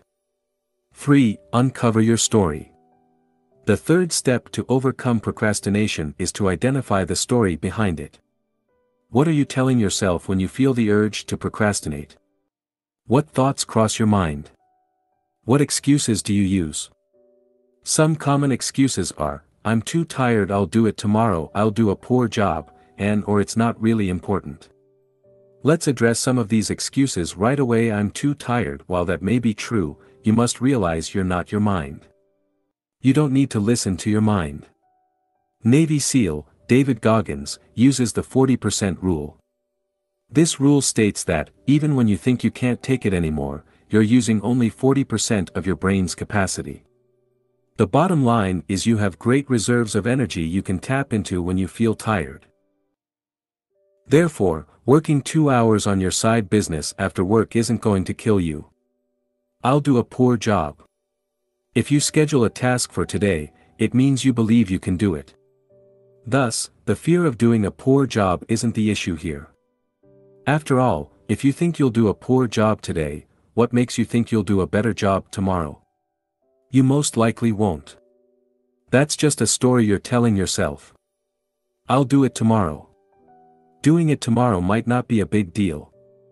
However, if you can't discipline yourself to finish today's tasks, what are the chances you will design your ideal life in the future? Remember, disciplining yourself to complete the task in front of you is, ultimately, what will allow you to create your future life. Time, effort, and self-discipline are required to create anything of value in your life. It's not really important. Even if that is true, not completing a task you scheduled creates an open loop.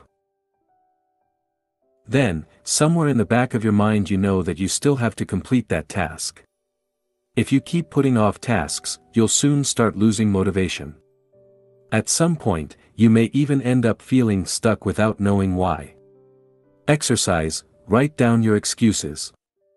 Start becoming aware of all the excuses you come up with. Write them down, then, address them one by one. They control you because you let them to. Commit to addressing them. 4. Rewrite your story. Look at your excuses. Are you too tired? Do you lack time? Are you trying to do everything perfectly? Now you've identified your story, create a new, more empowering story to neutralize your old excuses. See the examples below. I don't have time for that. I find and make time for whatever I'm committed to. I'm too tired. I have control over my mind and I have more energy than I imagine.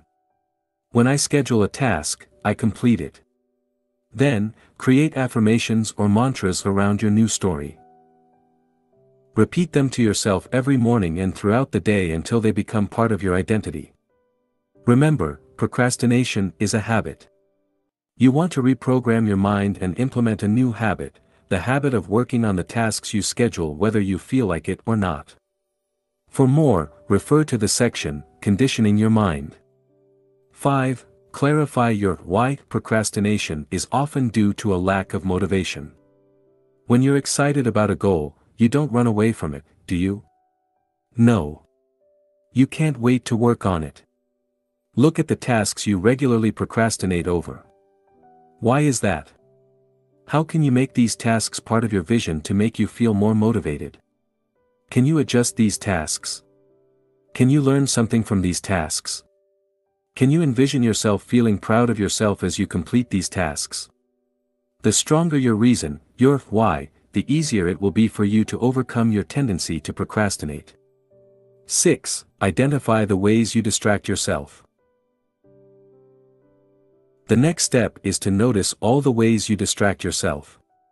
What are your own ways to procrastinate? Is it going for a walk? Watching videos on YouTube? Drinking coffee? Or perhaps reading books on how to overcome procrastination? Unless you're aware of all the ways procrastination manifests in your life, you'll have a hard time overcoming it.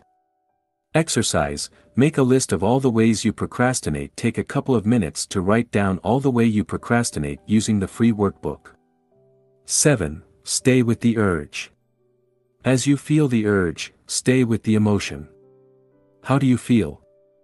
Allow yourself to feel the emotion. Don't judge yourself. Don't blame yourself. Just accept what is. As you do so, you'll gain more control of your mind. Refer to the chapter on letting go of your emotions for more information. 8. Record everything you do to assess your productivity and gather insights on ways you procrastinate. record everything you do in a notebook. Do it for 1 week. Each time you switch from one activity to another, write it down. Make sure you write how much time you spend on each task. By the end of the week, you'll know how much time you spend doing real work and how much time you spend distracting yourself. Be careful, you might be shocked. 9. Set a clear intent behind everything you do before working on a task. Make sure you know exactly what needs to be done. Ask yourself, what am I trying to accomplish here? What will the end result look like? This way, you'll avoid giving your mind room to create excuses. 10. Prepare your environment. Your mind doesn't like what's difficult. It wants things to be easy. Thus, make sure you remove any friction or obstacle so you can work on your task immediately. For instance, if you want to run, have your running gear ready next to your bed so you can go run right after you wake up, after a full warm-up first, of course. For computer-related tasks, remove all distractions from your desk and make sure you can access all the files you need immediately. 11. Start small. Instead of putting a lot of pressure on yourself, why not start small? Rather than writing 2 pages of your manuscript, maybe you can write 1 paragraph. Rather than exercising for 1 hour, why not start with 5 minutes? Making your task smaller will help you overcome procrastination. Not only that, but it will also allow you to build momentum. So, whenever you have an option, make sure you start small to reduce the pressure. 12. Create quick wins. Facing daunting tasks every day will set you up for failure and kill your motivation. Learn to chunk down your tasks and set small milestones, ones you can achieve easily. This will allow you to form the habit of completing your tasks 100%. Increase your self-esteem as you accumulate quick wins, and reduce the urge you have to procrastinate. Set small goals every day and accomplish them consistently for a few weeks. By doing so, you will increase your self-esteem and be better equipped to complete challenging tasks in the future. Remember, getting things done is a habit, and as with any other habit, it can be practiced and learned. 13. Just get started. Often, when you start working on a task, you'll enter what is called the flow, and things become effortless. In these instances, you become so focused on your task motivation will no longer be an issue. The best way to enter a flow state is by getting started. To make it easier, decide to work on a task for only 5 minutes and see what happens. Remove any pressure or desire to perform well and give yourself permission to do a poor job. You'll often end up working on the task for a lot longer than originally planned. Notice that the more attention your task requires, the more likely you are to enter the flow quickly. In addition, you can use the 5-second rule introduced by Mel Robbins in her book, The 5-Second Rule. This rule states that you only have a 5-second window to take action before your mind talks you out of it. For more on the 5-second rule, refer to the section, Conditioning Your Mind. 14. Create daily habits to support you. If you tend to procrastinate on important tasks, commit to working on them first thing in the morning. For instance, if you want to write a book, start writing every morning. Start small. For instance, set a tiny goal of writing 50 words a day, and do it every morning. As you maintain this schedule, you'll develop a writing habit and make procrastination less likely. 15. Use visualization. You can also use visualization to help you overcome procrastination. Below are 2 specific ways to do so. 1. Visualize yourself doing the task. See yourself turning on the computer, opening the file and writing. Imagine yourself putting on your running shoes and going for a run. This type of visualization has been shown to increase the likelihood you work on the task. Try it out. 2. Visualize yourself having completed the task. How would you feel once the task is done? Liberated? Happy? Proud? Now, feel as you would feel if you had completed your task. By doing so, you'll experience a boost of motivation that will encourage you to work on your task. 16. Build accountability. If you have a hard time completing a task, you might need some accountability. When I'm likely to procrastinate, I like to send a message to a friend and tell him I will complete a certain task by a specific date. Another way to build accountability is to have an accountability partner you communicate with on a regular basis. You could talk to him or her once a week and share your list of goals. You could look at the important tasks you're likely to put off and set a specific deadline for each one. Then, you could send an email to your accountability partner to let him or her know when you completed a task. If you follow this 16-step process, you should be able to overcome or, at least, significantly reduce your tendency to procrastinate. Action step. Follow the 16-step process using the corresponding section of the workbook, Section 4. How to use your emotions to grow, procrastination. 29. Lack of motivation. People often say that motivation doesn't last. Well, neither does bathing, that's why we recommend it daily. Zig Ziglar, salesman and motivational speaker. Lacking motivation is usually a sign that you don't have a compelling vision to pursue. People who have an exciting vision seldom lack motivation. While they may experience setbacks along the way and feel frustrated or even mildly depressed, they tend to bounce back quickly by reminding themselves of their vision. Lack of motivation is also a sign you're not following your bliss. It shows there is a misalignment between what you do and who you are. The word enthusiastic comes from Greek and means filled with the divine. If you lack enthusiasm, you're probably out of touch with the essence of who you are. I've never heard of a Nobel Prize winner retiring early because he or she was bored. In fact, most of them will work until the day they die. This is because they have a clear purpose. Similarly, I've never seen billionaires selling their companies to retire on a tropical island. They may have tried but quickly realize how boring their lives have become. The point is, you don't inherently lack motivation, you're just not doing what you're supposed to do. You haven't stretched yourself enough and haven't created a vision that inspires you. Perhaps, you're stuck at the same dead-end job that bores you to tears. Or maybe you're at your current job for the money, or to fulfill your parents' wishes. Then, it's no wonder you lack motivation. Fortunately, you can get your motivation back.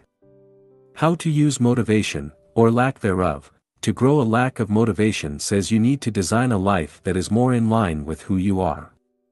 It entails having a deep knowledge of your strengths, personality, and preferences, while making sure you leverage them on a day-to-day basis. Knowing your strengths. When you spend most of your day doing things you suck at, how do you feel? Probably, not very motivated.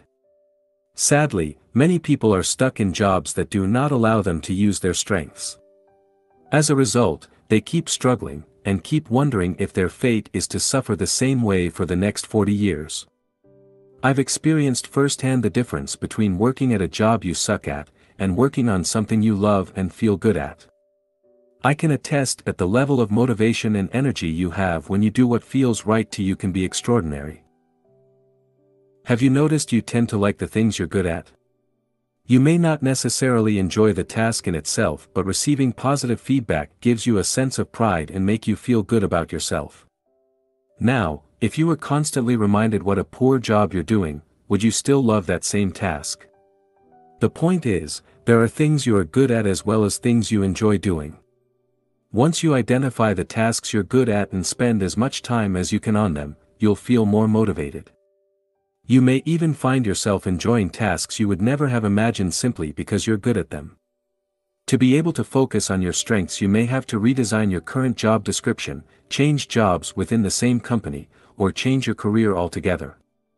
Remember, if every second of the day is a struggle, you're probably not doing what you're supposed to do. You have strengths and your job is to find them. Knowing your personality. This is somewhat related to the previous point since your personality partially determines what you're good at.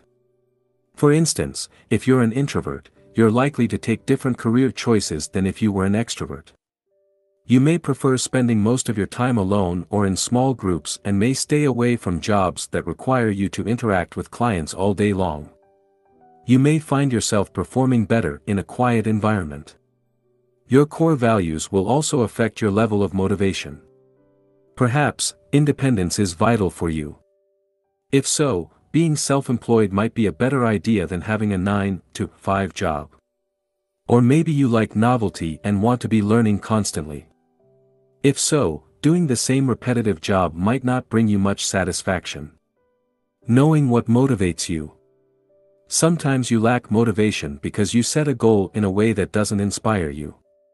While the goal may be something you genuinely want, the way you frame it, or work on it is just not motivating you. Let's say you want to lose weight. If none of the reasons behind your goal touch you at an emotional level, you won't feel motivated, and will have a hard time achieving your goal. Thus, your job is to find out what losing weight will do for you. Ask yourself why you want to lose weight. Keep asking yourself why until you find something that resonates with you at an emotional level. Remember, you seldom want to lose weight because it's the right thing to do. You want to lose weight because it will make you feel a certain way. This is the meaning you give to losing weight, and you must get it right if you want to succeed. Now, you can also ask yourself why you don't want to lose weight. It may help you uncover the reasons why you're struggling losing weight. If you overeat because it makes you feel good, you need to ask why is that? Is it a habit? Is it because you're stressed? Is it because of your environment? Is it a way to escape from something? Knowing why you're doing something is important. Once you have a strong why, who knows what you can accomplish? Motivation comes and goes. Here, it is worth mentioning you don't need to be motivated all the time. Motivation comes and goes. There is no need to beat yourself up when you feel uninspired. To help you take action when you lack motivation, it is important to have a system that allows you to stay on track with your goals. Build the self-discipline needed to do things and you don't feel like it, and have self-compassion and love yourself instead of blaming yourself for everything that goes wrong in your life. Putting a system in place means having a daily routine that allows you to move toward your goal. For instance, it could be working on a task for a certain amount of time first thing in the morning. Sticking to that ritual every day is one way to build self-discipline. Another way is to set small goals every day and achieve them consistently. Having self-compassion means encouraging yourself instead of beating yourself up. To learn more about how to create a morning ritual, you can refer to my book, Wake Up Call: How to Take Control of Your Morning and Transform Your Life. Feeling stuck. Sometimes, you feel stuck.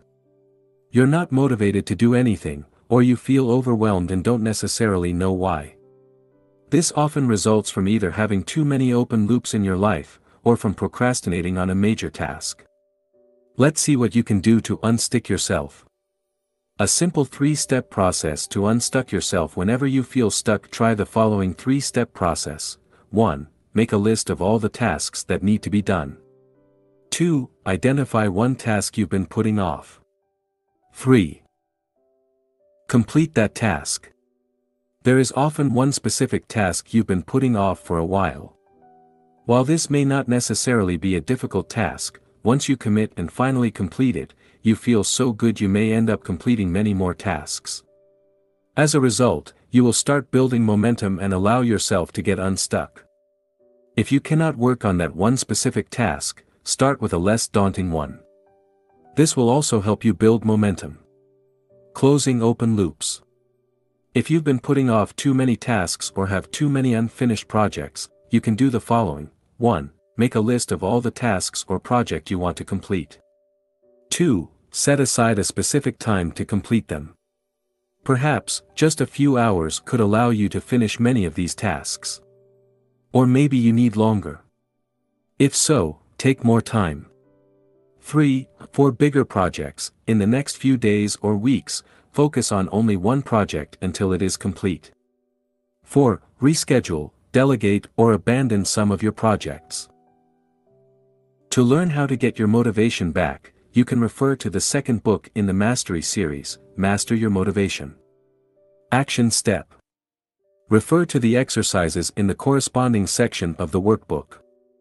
Section 4. How to use your emotions to grow: lack of motivation. Conclusion. Thank you for purchasing this book. My sincere hope is that it helped you make sense of your emotions and gave you the tools you need to start taking better control of them. Remember, the quality of your emotions determines the quality of your life. Therefore, learning how to change yourself and your environment to experience more positive emotions is essential for your well-being. Let's face it. You'll keep experiencing negative emotions throughout your life, but, hopefully, each time you'll remind yourself that your emotions are not you and will learn to accept them as they are before letting them go. You're not sad, depressed, jealous or angry, you are what witnesses these emotions. You are what remains after these temporary feelings fade away. Your emotions are here to guide you. Learn as much as you can from them, and then let them go. Don't cling to them as if your existence depends on them. It doesn't. Don't identify with them as though they define you. They don't. Instead, use your emotions to grow and remember, you are beyond emotions. How could you not be? They come and go, but you stay. Always.